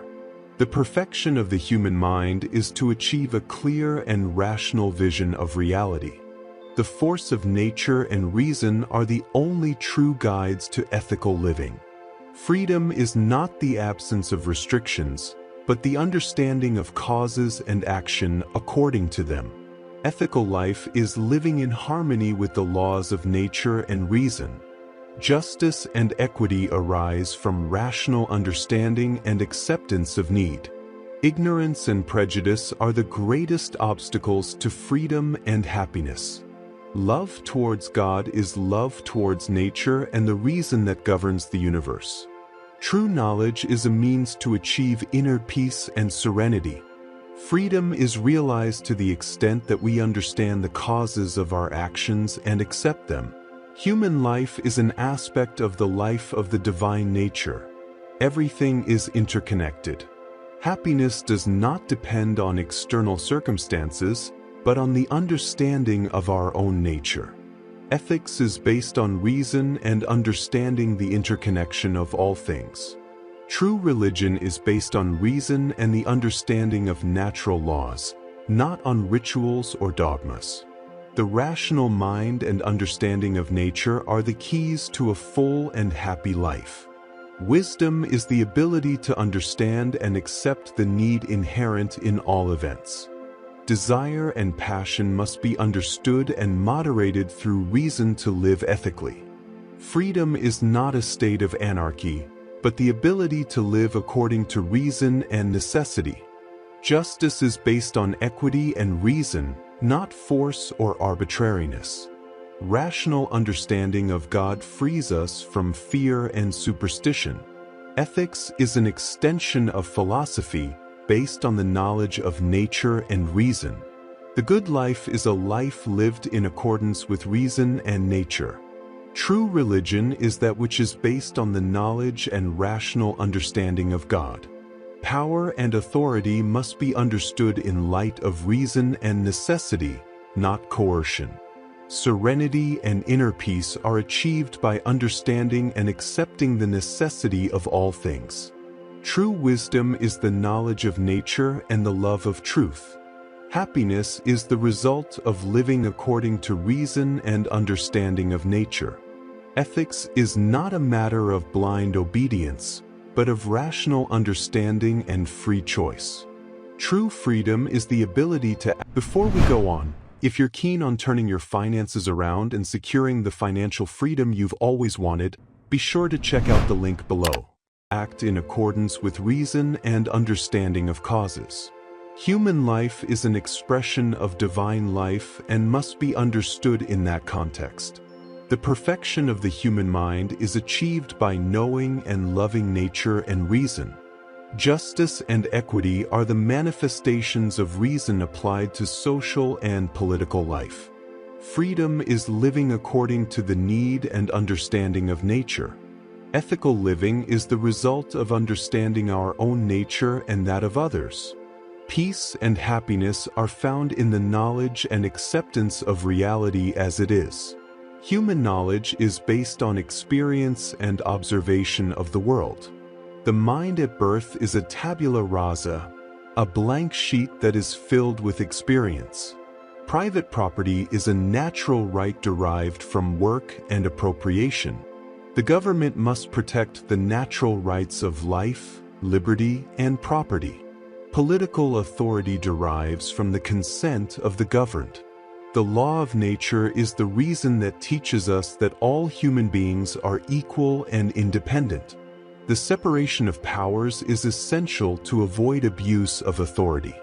Education is crucial to form responsible and free citizens. Religious tolerance is necessary for peace and coexistence in a plural society. Reason is the best guide for moral and political life.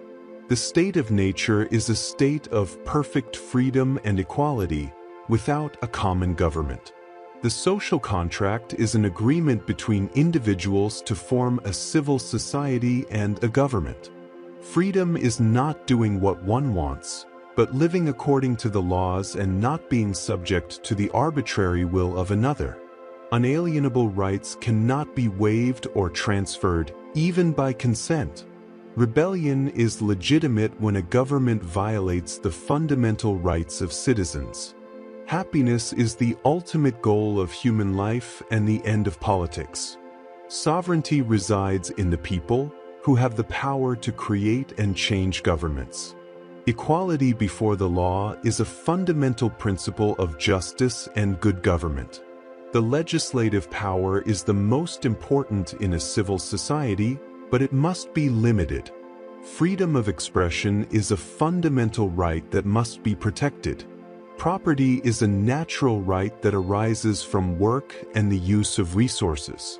Democracy is the form of government most consistent with freedom and equality. Trust in government is based on its ability to protect natural rights. Morality is based on the ability of human beings to reason and choose the good. War is just only in defense of natural rights and security. Education should focus on developing reason and moral character. Faith should be a matter of personal choice, not state coercion. Parental authority over children is temporary and must be used for their benefit. Common ownership of land does not mean that it cannot be divided and owned individually. Civil law must be based on natural law and be an expression of reason. Authority must be exercised fairly and for the benefit of those governed. The executive branch must be subordinate to the legislative branch and be responsible to the people. Human life has intrinsic value that must be respected and protected. Peace and security are the primary goals of civil society and government. Civil society is a community of equals under the law. Justice is the preservation of natural rights and equity in the distribution of goods. Slavery is a violation of natural rights and a form of tyranny. Freedom of conscience is an inalienable right that must be protected by the government. The accumulation of power in the hands of a few is a threat to freedom.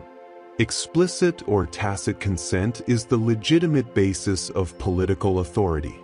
Intellectual property is an extension of the right to property based on creative work. The sovereignty of the people is an immutable principle in a free society.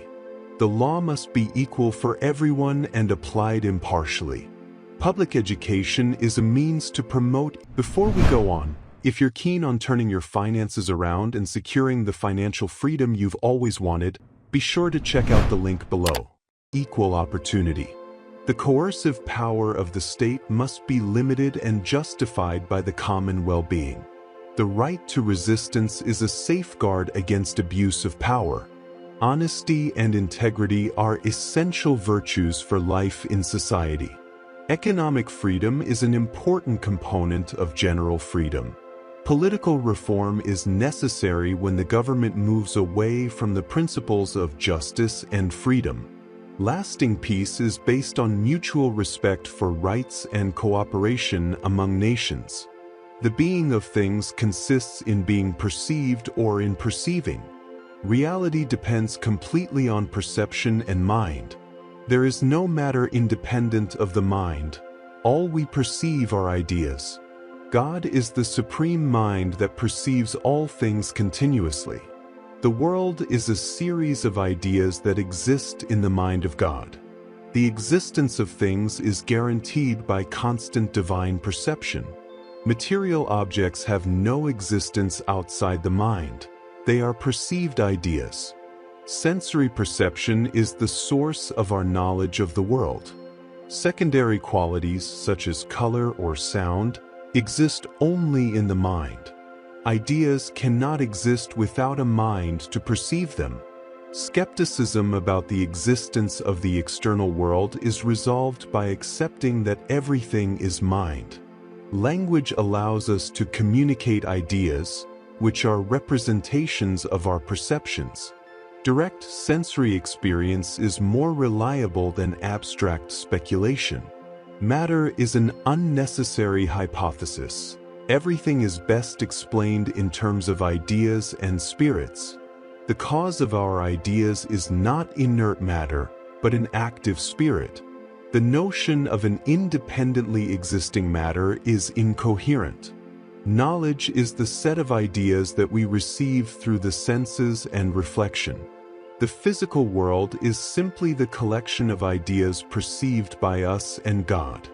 The continued existence of objects depends on being perceived by a mind. There is no absolute or empty space. Space is relative to perception. The notion of material substance is a useless and confusing abstraction. The laws of nature are consistent patterns in the succession of ideas. The human mind is a finite spirit that perceives a limited set of ideas. The existence of an object consists of its possibility of being perceived. Sensory perceptions are signs of God's will. Bodies are nothing more than ideas, and the physical world is a collection of perceptions. The ultimate reality is the mind and its ideas. Everything else is a mental construction. Science is concerned with describing patterns in our perceptions, not with discovering a material reality. The human being does not have direct access to a material reality, only to perceived ideas. Direct perception is the basis of all knowledge. There is no perception without mind. Primary qualities, such as extension and figure, also exist only in the mind. The Cartesian doubt is resolved by recognizing that perceiving is existing. Atheism is irrational, since the existence of the world requires an infinite mind. Existence is itself an act of being perceived by a conscious observer. The distinction between appearance and reality fades when we accept that everything is perception. Human understanding is limited, but it is enlightened by accepting the mind as the basis of existence. Nature is the language of God, a system of signs that communicate His will. The constancy and regularity of our perceptions indicate the presence of an ordering mind. The problem of skepticism is dissolved by understanding that the world is mental and not material. The human spirit is active and capable of perceiving and manipulating ideas. Sensory perception is immediate and direct, without material intermediaries. Faith in a material reality is a superstition without a rational basis. The experience of the world is a series of mental phenomena, not material. Before we go on, if you're keen on turning your finances around and securing the financial freedom you've always wanted, be sure to check out the link below. Material interactions. The truth is found in the coherence and consistency of our perceived ideas. The infinite mind of God ensures the existence of a regular and predictable order in our perceptions.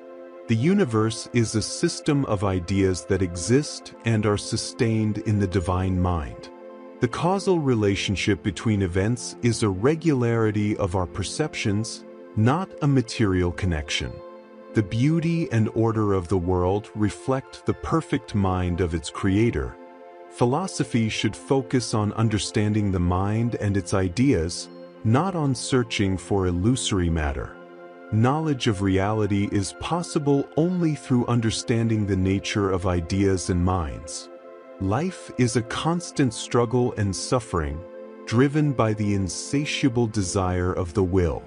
The world is a representation created by our perceptions and the will that acts in us. Will is the essence and driving force behind all existence.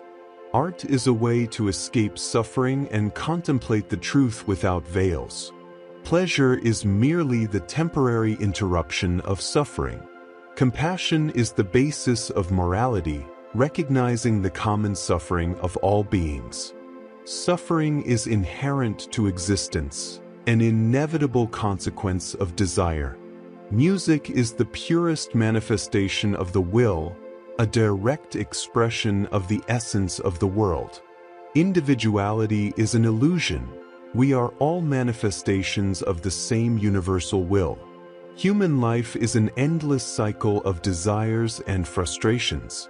Death is the end of individuality, but not of the will, which is eternal and indestructible. Philosophy must start from the recognition of the tragic nature of existence. Liberation from suffering is achieved through the denial of the will to live.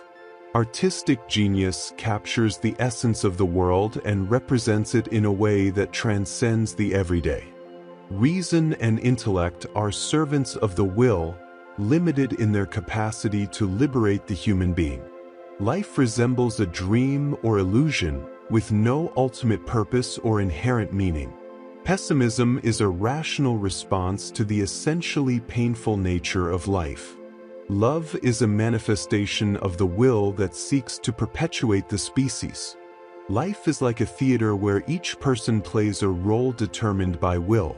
True happiness is a chimera, since we are always searching for what we don't have. The will to live is irrational and insatiable, a blind force that drives all action. Empathy allows us to recognize the will in others and leads us to compassion. Renunciation and asceticism are paths to the liberation of the will. Life is a constant stream of pain, interrupted only by brief moments of pleasure.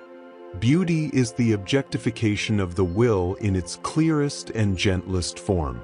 The intellect can understand the futility of desires, but it cannot override the will.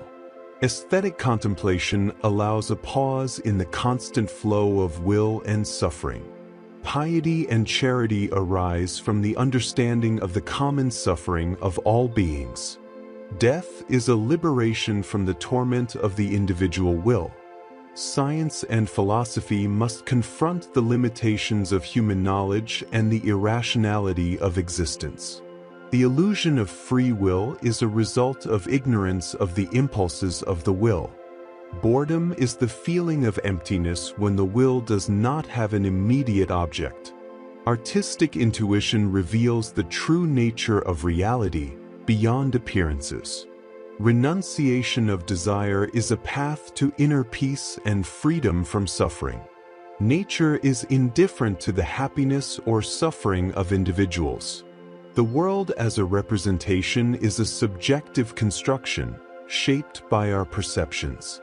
Ethics must be based on the recognition of suffering and compassion for others. Life is a cruel game in which we are destined to lose, since suffering is inevitable. Suicide does not solve the problem of will. Ready to boss your finances? Check out the link below. Since it is an expression of it. The wise man accepts the tragic nature of life and seeks peace through resignation. Vanity and pride are manifestations of the will that seeks self-affirmation. Music, as a supreme art, shows us the structure of the will without the filter of representations. Life is a continuous struggle for existence, guided by the will to live. Literature and poetry capture the essence of the human condition and its constant struggle. Metaphysics must explore the essence of will and its role in the formation of reality. Human life is a tragedy that repeats itself with each generation. Philosophy is an attempt to understand the world beyond appearances and the surface. Meditation and introspection are methods to discover the true nature of the will. The nature of the human being is contradictory, desiring both life and liberation from it. The search for knowledge and truth is a noble endeavor, although limited by the human condition. Reality is a dialectical process of becoming and self-development. History is the manifestation of the absolute spirit in time. The truth is the whole, a system in which each part finds its place and meaning.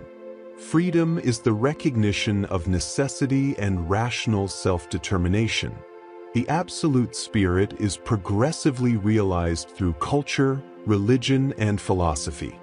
Dialectics is the method by which reality develops through contradictions. Consciousness develops from simple consciousness to absolute consciousness of spirit. Reason governs the world and history is the rational deployment of the spirit. The state is the embodiment of freedom and reason in the community. Art, religion, and philosophy are manifestations of the spirit in different forms. Alienation is the separation of consciousness from spirit, and its reconciliation is the ultimate goal. The thesis, antithesis, and synthesis are the moments of dialectic that drive development. The individual fully realizes himself in the community through participation in the state. The spirit objectifies itself in the natural and human world, and recognizes itself in its self-reflection. Conflict and overcoming are necessary for the progress of the spirit. Freedom is conscious and rational self-determination, not the simple absence of restrictions. Universal history is the judgment of the world, where the spirit realizes and recognizes itself. Dialectics is not only a logical method, but the principle of the movement of reality itself. Philosophy is the highest form of knowledge, which understands the total process of reality. Ethics is the realization of objective freedom in social and political institutions. Subjective morality must be integrated into the objective ethics of the state. Nature is the external manifestation of the spirit, which develops towards its self-recognition. The reconciliation of individual conscience with spirit is the ultimate goal of history. Evil and suffering are necessary moments in the development of the spirit towards its fullness. The family, civil society, and the state are the three stages of ethical life. The philosophy of history is the understanding of the rational process in historical development. Absolute knowledge is the recognition of totality as a dialectical process. Religion expresses the truth of the spirit symbolically, while philosophy expresses it conceptually.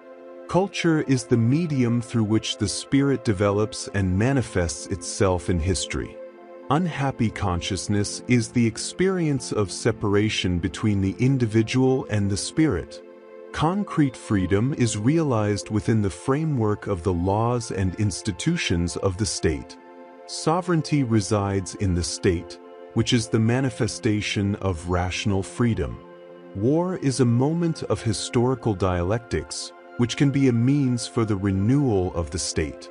The progress of the spirit is in. Before we go on, if you're keen on turning your finances around and securing the financial freedom you've always wanted, be sure to check out the link below. Inevitable, although not linear, and is carried out through conflicts and reconciliations. The dialectic of master and slave is a crucial stage in the development of self-awareness. Identity and difference are complementary moments in the structure of reality. Philosophy is the self-awareness of reason, which understands the world as rational. Nature is the idea in its external and immediate form, while spirit is its conscious realization. Beauty is the sensible manifestation of the idea, a synthesis of the finite and the infinite. Faith and knowledge are different ways of relating to truth, which are reconciled in philosophy. Justice is the realization of freedom in the laws and institutions of the state. The phenomenology of spirit describes the path of consciousness towards absolute knowledge. The constitution of the state must reflect the freedom and rationality of the community. The idea is the unity of concept and reality, the underlying structure of everything that exists. The reconciliation of the spirit with its alienation is the culmination of the historical process. The consciousness of freedom is the consciousness of the infinity of the spirit. The spirit unfolds in history through cultures and civilizations. The rationality of the world is manifested in the logical form of categories and concepts. The philosophy of law is the science of the state, which is the reality of ethical freedom. The end of history is the full realization of freedom and rationality in the human community. Existence is an act of constant choice and an individual task. Faith is a qualitative leap beyond reason, a personal commitment to the absolute. Despair is the deadly disease of the spirit, a struggle with one's own identity. The aesthetic life is based on pleasure and immediacy, without lasting commitments. Ethical living involves responsibility and commitment, consciously choosing to be yourself. The knight of faith lives with absolute trust in God, facing the absurd with serenity. Anxiety is the experience of absolute freedom and the possibility of choice. Paradox is the passion of thought. Faith is the supreme paradox of existence. Subjectivity is the truth, the path to an authentic relationship with oneself and with God. Religious life transcends ethics and is characterized by a direct relationship with the divine. Guilt and regret are experiences central to self-understanding and change. The authentic individual is the one who faces finitude and eternity with sincerity. The moment is the meeting point between time and eternity, where the existential decision is made. Irony is a tool to undermine certainty and open the possibility of freedom. Indirect communication is necessary to express deep existential truths. The aesthete lives for momentary pleasure, avoiding any serious commitment. Repetition is an expression of the individual's will for rebirth and renewal. The history of humanity is a succession of individuals faced with the anguish of choice. Infinite resignation is the act of renouncing everything for faith in the eternal. Authenticity is achieved by accepting responsibility for one's own existence. Self-transparency is the goal of the ethical individual, a clarity about one's own desires and actions. Suffering is an inevitable part of spiritual and personal growth. The Christian life is a path of faith, in which the individual faces the paradox of the incarnation. Existence is a relationship with oneself, which must be founded on a relationship with God. Existential communication requires language that captures the uniqueness of individual experience. The meaninglessness of aesthetic life inevitably leads to despair. The human being is a synthesis of the finite and the infinite, of the body and the spirit. Before we go on, if you're keen on turning your finances around and securing the financial freedom you've always wanted, be sure to check out the link below. Spirit. Faith is an inner passion that cannot be communicated directly to another. Commitment to ethics implies a conscious acceptance of personal responsibility. Subjective truth is a matter of intensity and passion, not objective evidence. The anguish of choice is the experience of the infinite possibility of freedom. Sin is an incorrect relationship with oneself, a separation from the divine. The paradox of Christianity lies in the incarnation of the eternal in the temporal. Authentic love is a decision and a commitment, not just a passing feeling. Self-understanding is a continuous process of confronting one's own finitude. The sacrifice of Isaac is an illustration of faith as a leap beyond common morality. Despair can be an opportunity for transformation and spiritual growth. Authentic living is an act of continuous self-creation through conscious choice. Socratic irony is a means to challenge certainties and awaken reflection. The individual must find his own way. He cannot simply follow social norms. Possibility is the source of anguish, but also of hope and creativity. Temporality is an essential dimension of human existence, which faces eternity. Existence precedes essence, and each person must define who they are through their actions. The community of faith is a union of individuals who share a personal relationship with the divine. The absurd is the infinite distance between the finite and the infinite, which can only be crossed by faith. Authenticity involves living according to one's own values and not external expectations. Faith is a personal relationship with the absolute, beyond doctrines and dogmas. Irony can be a form of self-defense, but also a path to a deeper truth. Eternity is not a distant future, but a quality of present existence. Life is a task that must be assumed individually, with courage and sincerity. Truth is what is useful for our lives and helps us function effectively. Pragmatism evaluates ideas by their practical consequences and usefulness. The religious experience is a central and profound aspect of human life, worthy of study. Consciousness is a continuous flow of thoughts and perceptions, not a fixed entity. Beliefs must be evaluated by their ability to satisfy our needs and desires. The willingness to believe is an essential attitude when the evidence is inconclusive. The emotion precedes the conscious perception of the stimuli that cause it. The truth is not absolute. It is a question of what is useful and satisfying to the individual.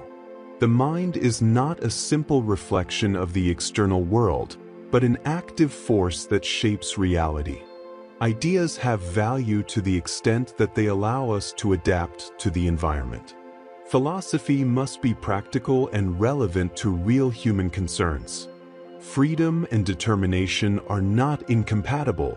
We can act freely within a deterministic framework. Religion provides a sense of meaning and purpose that science cannot. Direct experience is the starting point of all knowledge and understanding. Psychology must study both the conscious and unconscious aspects of the mind. Pragmatic faith is believing in what can bring positive and beneficial results. Mysticism reveals aspects of reality that are inaccessible to pure reason. Truths are created as we verify and prove them in experience.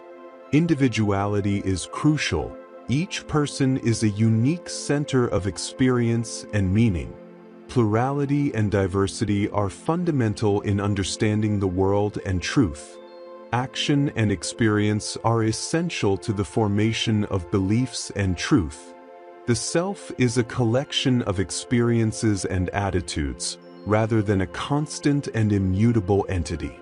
Introspection is a valuable tool for understanding the mind and consciousness.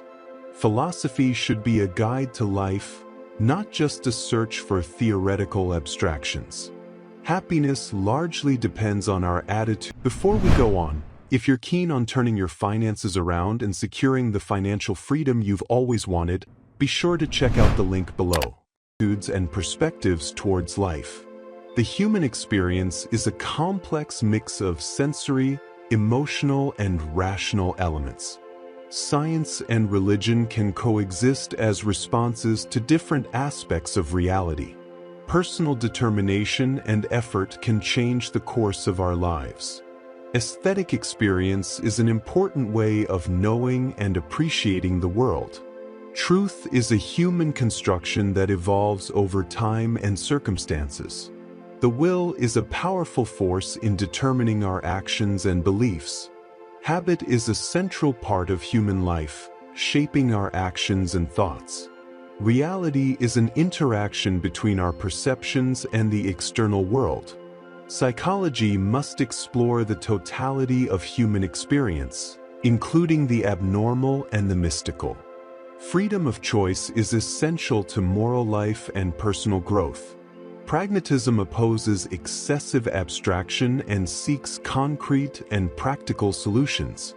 Emotions are central to human motivation and understanding of reality. The truth is provisional and subject to revision as we gain new experiences. Knowledge is not a mere representation of the world, but a tool for action. Faith in our own abilities is essential to overcome obstacles and achieve goals. Religious experience can be a source of comfort and direction in life. Reality is fluid and changing, and our theories must adapt to this dynamic nature. The perception of time and reality is subjective and varies from person to person. Education and culture play a crucial role in forming our beliefs and values. Practical truth is that which has beneficial consequences in real life. The human mind has an innate capacity for creativity and innovation. Psychology should consider phenomena of the mind beyond what is physically observable. Morality arises from social interaction and our needs and desires as human beings. Understanding the human mind requires a combination of empirical and philosophical methods. Faith and reason are complementary in the search for meaning and truth in life. Phenomenology is the study of consciousness and its structures through the description of lived experience. The essence of experience is revealed through phenomenological reduction, leaving aside prejudices. Intentionality is the fundamental characteristic of consciousness, which is always directed towards something. Perception is the act of consciousness that connects us with the external world through sensory experiences.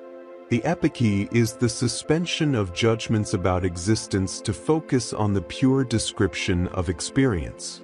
Consciousness is not a passive vessel, but actively structures experience. The transcendental reduction leads us to investigate pure subjectivity beyond the natural world. Pre-reflective experience is the primary way we relate to the world before any reflection. Temporality is an essential structure of consciousness, always extending into the past and future. Transcendental subjectivity is the starting point to understand how the meaning of the world is constituted. The noma is the objective content of an intentional act, while the noesis is the act of consciousness itself. Phenomenology seeks to describe the essence of phenomena as they are presented to consciousness.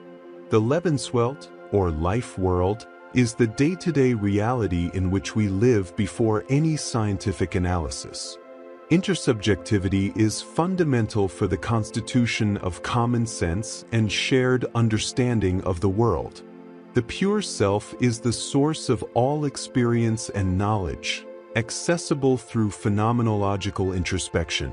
Natural science must be founded on phenomenology to clarify its presuppositions and methodologies. Perception is always a synthesis of sensory impressions and acts of consciousness. Evidence is the experience of the intuitive presence of the thing itself. Ready to boss your finances? Check out the link below. In consciousness. Intentionality implies a relationship of direction and reference towards an object, whether real or imagined. Phenomenology is a rigorous science of experience that seeks to describe phenomena accurately. Temporal consciousness is organized in a series of retentions, presentations, and protections. Eidetic reduction seeks universal essences through imaginative variation. The horizon of meaning is the context of meaning that accompanies each act of consciousness. Categorical intuition is the ability to apprehend structures beyond immediate sensory experience. The perception of the other is a fundamental form of experience that allows the constitution of the community. Intentionality is a universal property of consciousness, present in all mental acts. Phenomenology is not an empirical science, but a science of the essences and structures of consciousness.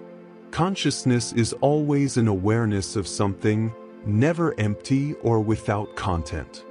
Phenomenological reduction allows us to access the essential structure of experience without distortions. Perception is the basis of all experience and knowledge, founding all sciences.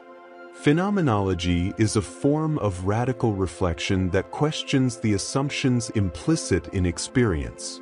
The phenomenological self is distinct from the empirical self, focusing on pure subjectivity. Phenomenology is a descriptive, not explanatory, method that focuses on how phenomena appear. Memory and imagination are intentional modes that allow us to transcend the immediate present. The intentional structure of consciousness is a key to understanding the meaning of experience. Phenomenology seeks to go to the things themselves, focusing on how phenomena present themselves to consciousness. The notion of phenomenological data refers to what is given to consciousness in its original purity. Intuition is a form of direct presence of the objects of consciousness, fundamental for knowledge. Phenomenological reduction requires an attitude of neutrality to avoid external influences. Experience is always an experience of something, structured by intentionality. Phenomenology is an effort to describe the structures of experience without bias or assumptions. The study of consciousness reveals how the meaning and structure of reality is constituted.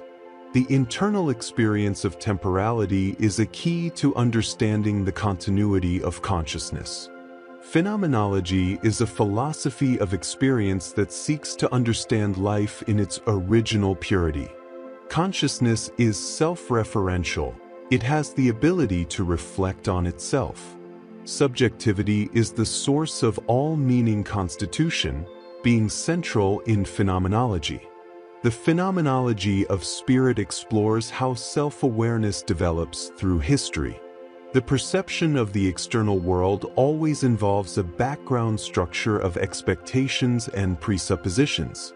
Phenomenology is a meditation on the life of consciousness, revealing its fundamental structure. The aesthetic experience is a form of apprehension of essences through a refined sensitive intuition. The limits of my language mean the limits of my world. What can be shown cannot be told. Silence is where the inexpressible resides. Philosophy is not a theory but an activity, a method to clarify thoughts. Language games are forms of life. Each one has its own rules and contexts.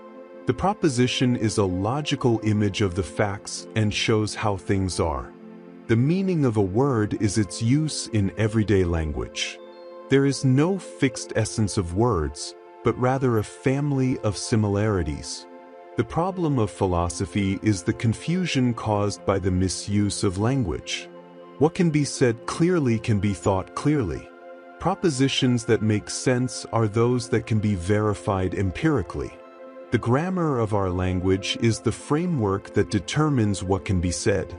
Language is a way of life. Before we go on, if you're keen on turning your finances around and securing the financial freedom you've always wanted, be sure to check out the link below. A social practice that defines reality.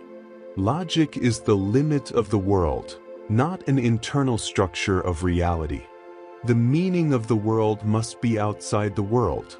Therefore, it is mystical.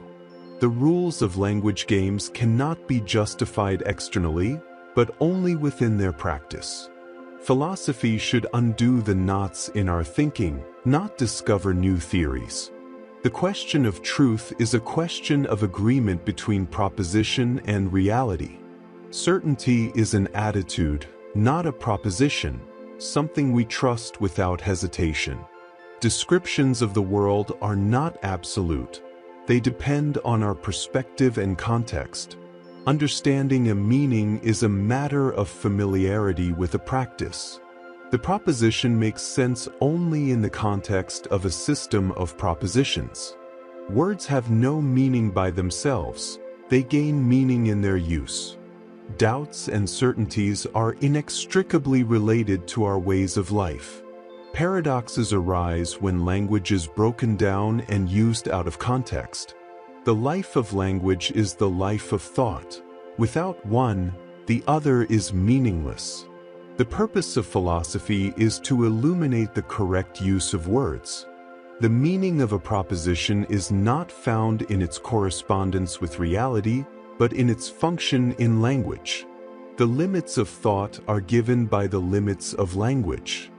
Philosophy is a fight against the spell that our language exerts on our mind.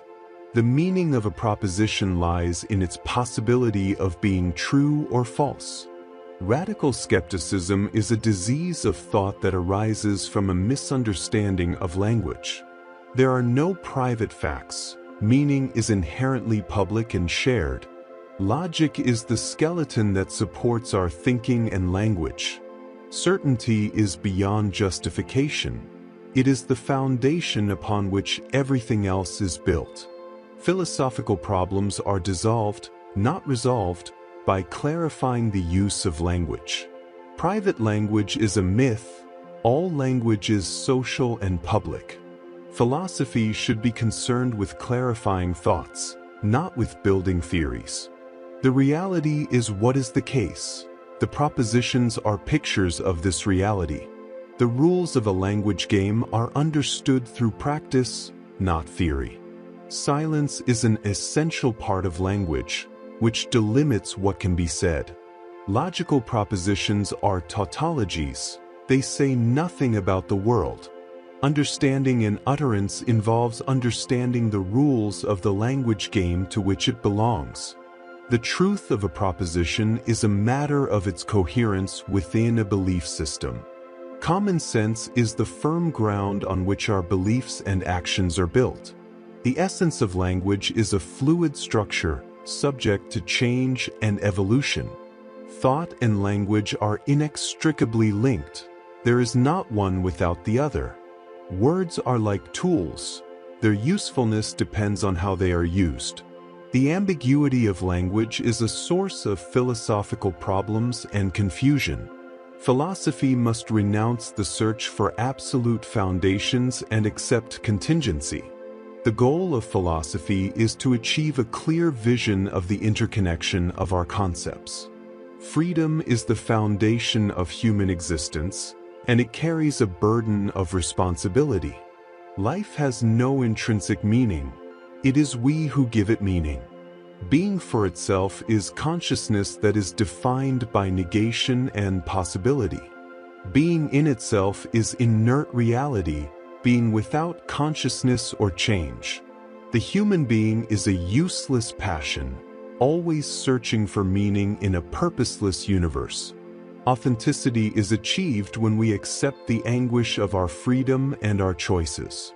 The gaze of the other is a mirror that reveals our objectivity and limits our freedom. Existence is absurd, and finding meaning in it is a personal task.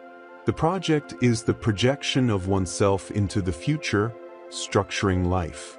Absolute freedom is distressing because Before we go on, if you're keen on turning your finances around and securing the financial freedom you've always wanted, be sure to check out the link below. Implies total responsibility for our actions. Nausea is the experience of naked existence, without justifications or purpose. Consciousness is always intentional, directed towards something beyond itself. Human beings define themselves through their actions and choices. Commitment is essential for authenticity. We must act in accordance with our values. Contingency is the fundamental characteristic of the world. Nothing is necessary. The relationship with others is marked by the conflict between one's own freedom and that of others. Creativity is an expression of freedom and a way to transcend nothingness. Anguish is the awareness of our freedom and the uncertainty of the future. Life is a project that we constantly build, without a predefined plan. Alienation occurs when we refuse to accept our freedom and responsibility. The situation is the context in which our choices acquire meaning. Authenticity requires facing reality without illusions or self-deception. Desire is a manifestation of lack of being, an attempt to fill a void. Man is a being who seeks his own transcendence through his projects. History is the result of human actions, not of a predetermined destiny. Existentialist ethics is based on individual responsibility and authenticity. The truth of existence is revealed in action, not in contemplation. The human being is a being in situation, always influenced by his environment. Hope and despair are attitudes towards the future, reflecting our freedom. Existence is a becoming, a constant creation of oneself through choices. Reality is the sum of the situations experienced and the decisions made. Phenomenology is a method for unraveling the structures of human experience. Transcendence is the attempt to go beyond what is given, to create new values. Responsibility cannot be transferred, each one must assume it fully. The authentic life is one that is lived with full awareness of freedom and responsibility. The human being is a being for others, always in relation to other consciousnesses. Human existence is a project that has no end, always unfinished. Authenticity involves living by our own values and principles, not those of others. Bad faith is the attempt to escape freedom by pretending to be a certain object. Literature is a way of revealing the human condition and the freedom of the author. Power is a relationship of forces, and the freedom of one can limit that of another. The human being is a being that questions himself and seeks his own reason for being. Human history is a constant struggle for freedom and self-affirmation. Death is the end of possibility, the final limit of existence. Existentialist faith is believing in the human capacity to create meaning and values. The human being is a being for death, aware of his finitude and mortality. Existence is a continuous act of creating meaning in an indifferent world. Deconstruction is a strategy for dismantling binary oppositions in thought. There is no outside the text, Everything is mediated by language and writing. The difference is the space between the signified and the signifier, always deferred. Presence is an illusion. The meaning is always deferred and never fully present. Writing precedes speech in the structure of communication and thought. Iterability allows repetition and variation of meaning in different contexts. The sign is always part of a system of differences and has no meaning by itself. The metaphysics of presence is the privileging of immediacy and presence over absence and mediation. The aporia is an irresolvable contradiction that reveals the limits of logical thinking. The trace is the mark of absence and difference, always present in the meaning. Deconstruction does not destroy but reveals the internal inconsistencies of the texts. Logocentrism is the tendency to privilege Before we go on, if you're keen on turning your finances around and securing the financial freedom you've always wanted, be sure to check out the link below. Rational discourse and the spoken word over writing. The difference is the difference and the deferral, the delay in access to full meaning. Deconstruction applies to literary as well as philosophical and cultural texts. The supplement is something added that compensates for a lack, but that also reveals a lack in what is supplemented. The relationship between the text and its interpretation is always multiple and open. The economy of writing implies a surplus of meaning that cannot be controlled. Hospitality implies an openness to the other, recognizing the impossibility of a full welcome. Ethical responsibility arises from the recognition of the radical alterity of the other. Intertextuality emphasizes that no text exists in isolation. Everyone is in dialogue. Deconstruction is a philosophical and literary practice that challenges power structures. The structure of a text is always unstable and susceptible to reinterpretation. Difference is the condition of possibility of meaning, always deferred and never fixed. The truth is neither absolute nor universal. It is contingent and context-dependent. The border between inside and outside is permeable and always questionable. The file is a place of memory that selects, organizes, and excludes certain elements.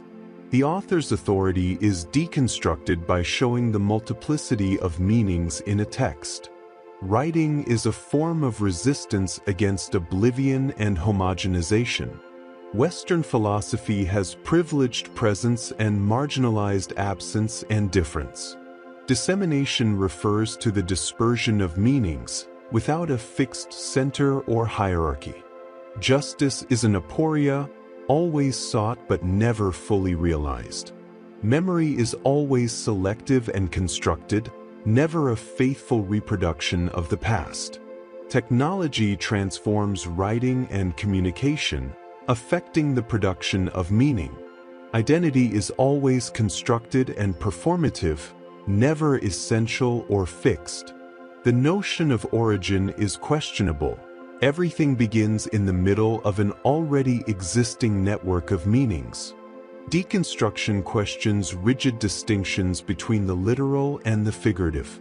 The ethics of hospitality implies a responsibility towards others that is impossible to fully fulfill. The notion of archive always implies a violence of selection and exclusion. The performativity of language reveals that saying something is doing something. The logic of the supplement shows that all plenitude is always already incomplete. Reading is an act of interpretation that can never exhaust the meaning of a text. The heterogeneity of the text defies any attempt at closure or definitive conclusion. Iterability implies that any sign can be repeated in a different context, altering its meaning. Deconstructionist ethics focuses on openness and respect for otherness. Deconstruction is not a method but a sensitivity to the complexities of language. Friendship implies a relationship of otherness and responsibility that defies simple reciprocity. The word deconstruction is not a destruction, but a decomposition of structures. The difference between the literal and the figurative is always provisional and subject to revision. The critique of logocentrism shows how philosophy has privileged certain types of discourse over others. Deconstruction reveals that meaning is never self-sufficient, but always dependent on contexts and differences. Freedom is the means and the end of development. Human well-being must be the center of economic policy. The capabilities approach focuses on what people can actually do and be, not just their income. Poverty must be understood not only as a lack of income, but as a deprivation of capabilities. Social justice requires not only an equitable distribution of resources, but the expansion of ready to boss your finances? Check out the link below. Individual opportunities and freedoms. Development must focus on the elimination of inequalities and the promotion of human capabilities. The state's role in the economy is to promote justice and well-being, not just to maximize efficiency. The freedom and dignity of people are fundamental to any evaluation of social progress. Participation in public life is crucial for developing capabilities and strengthening democracy. Inequality is not just a question of income, but of access to essential opportunities and resources. Ethics and economics must go hand in hand in the analysis of human development. Education is a key tool to expand capabilities and improve overall well-being. Health and well-being must be considered central elements in the evaluation of development. Development must be seen as a process of expansion of individual freedoms and human capabilities. Social protection is essential to ensure that all individuals can fully develop their capabilities. Freedom of choice and participation in decision-making are crucial for a dignified and autonomous life.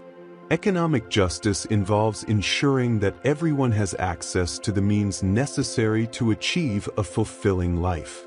Capability theory emphasizes the importance of equality of opportunity over equality of outcomes. Poverty and inequality must be addressed through policies that promote access to fundamental goods and services. Democracy and citizen participation are essential for development and equity in a society. Development must focus on improving people's lives, not just increasing economic growth. Human dignity is a central value that must guide all development and well-being policies. Distributive justice involves considering not only the distribution of resources, but also the expansion of capabilities. Quality of life is not measured only by income level, but by the ability to live according to one's aspirations. Public policies must focus on eliminating the barriers that prevent people from achieving their potential. Access to information and education are essential for people to be able to exercise their freedoms effectively. Poverty must be measured in terms of deprivation of capabilities, not only in terms of lack of assets. Economic development must be accompanied by an improvement in the quality of life and the opportunities available to all. Social justice is based on equal opportunities and the promotion of individual capabilities. Capability theory offers a framework for evaluating social progress more inclusively and equitably. The well-being of people must be the main objective of economic and social policies. Participation in the labor market and in public life is crucial for capacity development and social inclusion. Eliminating poverty and inequality requires a comprehensive approach that considers all dimensions of human well-being. The promotion of equity and justice must be central to any economic development strategy. Individual freedom and access to opportunities are essential for a dignified and fulfilling life. The expansion of human capabilities implies improving access to basic services such as education and health. Economic justice must address the structural causes of inequality and deprivation. Development should focus on empowering people to make decisions that affect their lives. Capability theory offers an alternative to the traditional development approach focused on economic growth. Equality of opportunities is essential to guarantee that everyone can develop their potential. Poverty is a matter of lack of options and opportunities, not just material lack. Human dignity and freedom are principles that must be considered in all development policies. Active participation in society is crucial for capacity development and social justice. Access to essential goods and services is necessary for the full development of human capabilities. Distributive justice involves ensuring that everyone has access to the resources and opportunities necessary for a dignified life.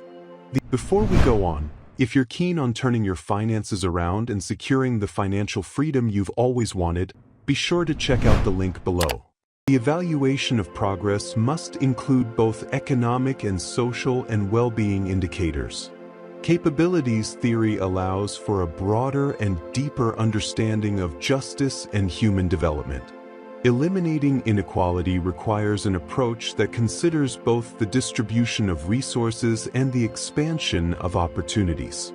Education and health are fundamental for the development of individual capabilities and general well-being. Well-being theory should focus on improving the quality of life and expanding individual freedoms. Human development is a continuous process of expanding capabilities and opportunities, guided by principles of justice and dignity. Reality is a construction that is constantly evolving as we expand our knowledge. Internal realism holds that theories are valid if they are useful and appropriate for practice. Non-essentiality of reference means that terms do not have a fixed and immutable reference. The theory of multiple senses states that the same term can refer to different entities in different contexts. Philosophy of mind must take into account the relationship between scientific theories and practices. Functionalism maintains that mental states should be understood in terms of their roles or functions, not their physical substrate. Semantic externalism suggests that the meaning of terms is partially determined by the environment. The question of reference is central to the study of how terms and concepts relate to the world. Criticism of the traditional conception of the mind highlights the importance of interactions between the mind and the environment. The thesis of scientific realism maintains that our scientific theories refer to real entities in the world. The conception of the mind as a system of functional representations is fundamental to functionalism. The philosophy of language must address both the formal and contextual aspects of meaning. The notion of external world in the theory of knowledge must be reviewed in the light of new linguistic theories. Pragmatism is crucial to understanding how theories and concepts are applied in practical contexts. The coherence theory of truth suggests that a proposition is true if it is consistent with a belief system. The critique of the speculative image of the world highlights the importance of considering everyday practice. The theory of semantic realism defends that meaning is related to reality objectively. The notion of theory of meaning must integrate both linguistic and contextual aspects. Knowledge is not only a representation of reality, but also a practical and social construction. The theory of referentialism holds that terms and concepts have direct reference to entities in the world. The criticism of the idea of a fixed and determinable reference highlights the importance of contexts in interpretation. Conceptual relativism posits that concepts and categories can vary depending on cultural practices and perspectives. Philosophy of mind must consider how mental states relate to social practices and processes. Functionalism and scientific realism offer an integrated view of how mental states relate to reality. The theory of truth must consider how propositions fit our practices and knowledge.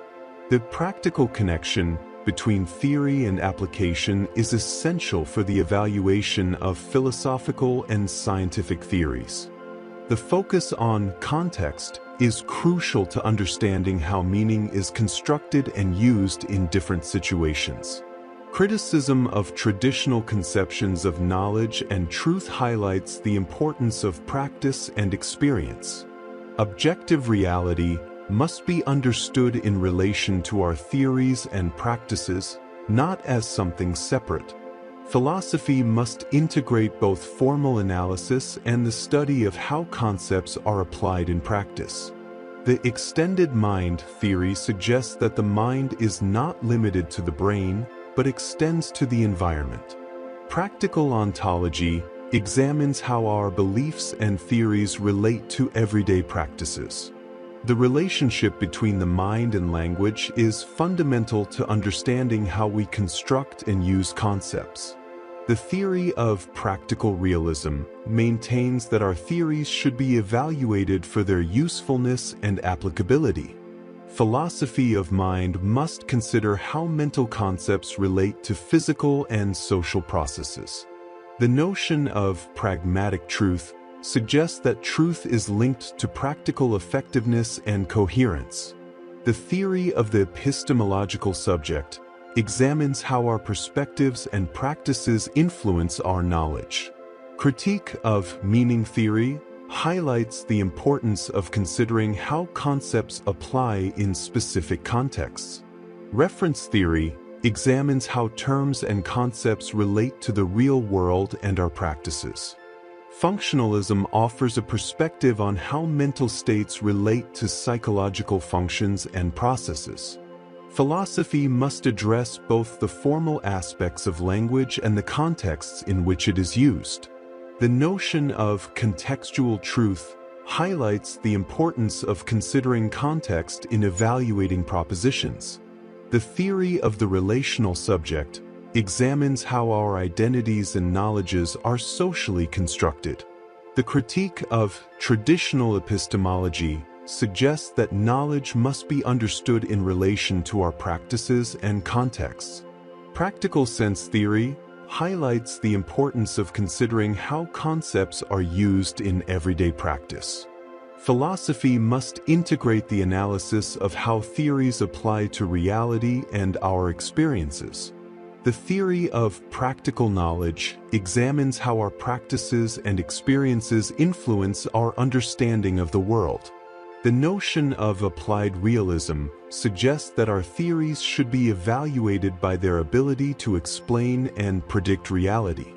The philosophy of language must consider both the formal structure and the contextual uses of language. The theory of embodied knowing maintains that our understanding of the world is deeply influenced by our experiences and practices.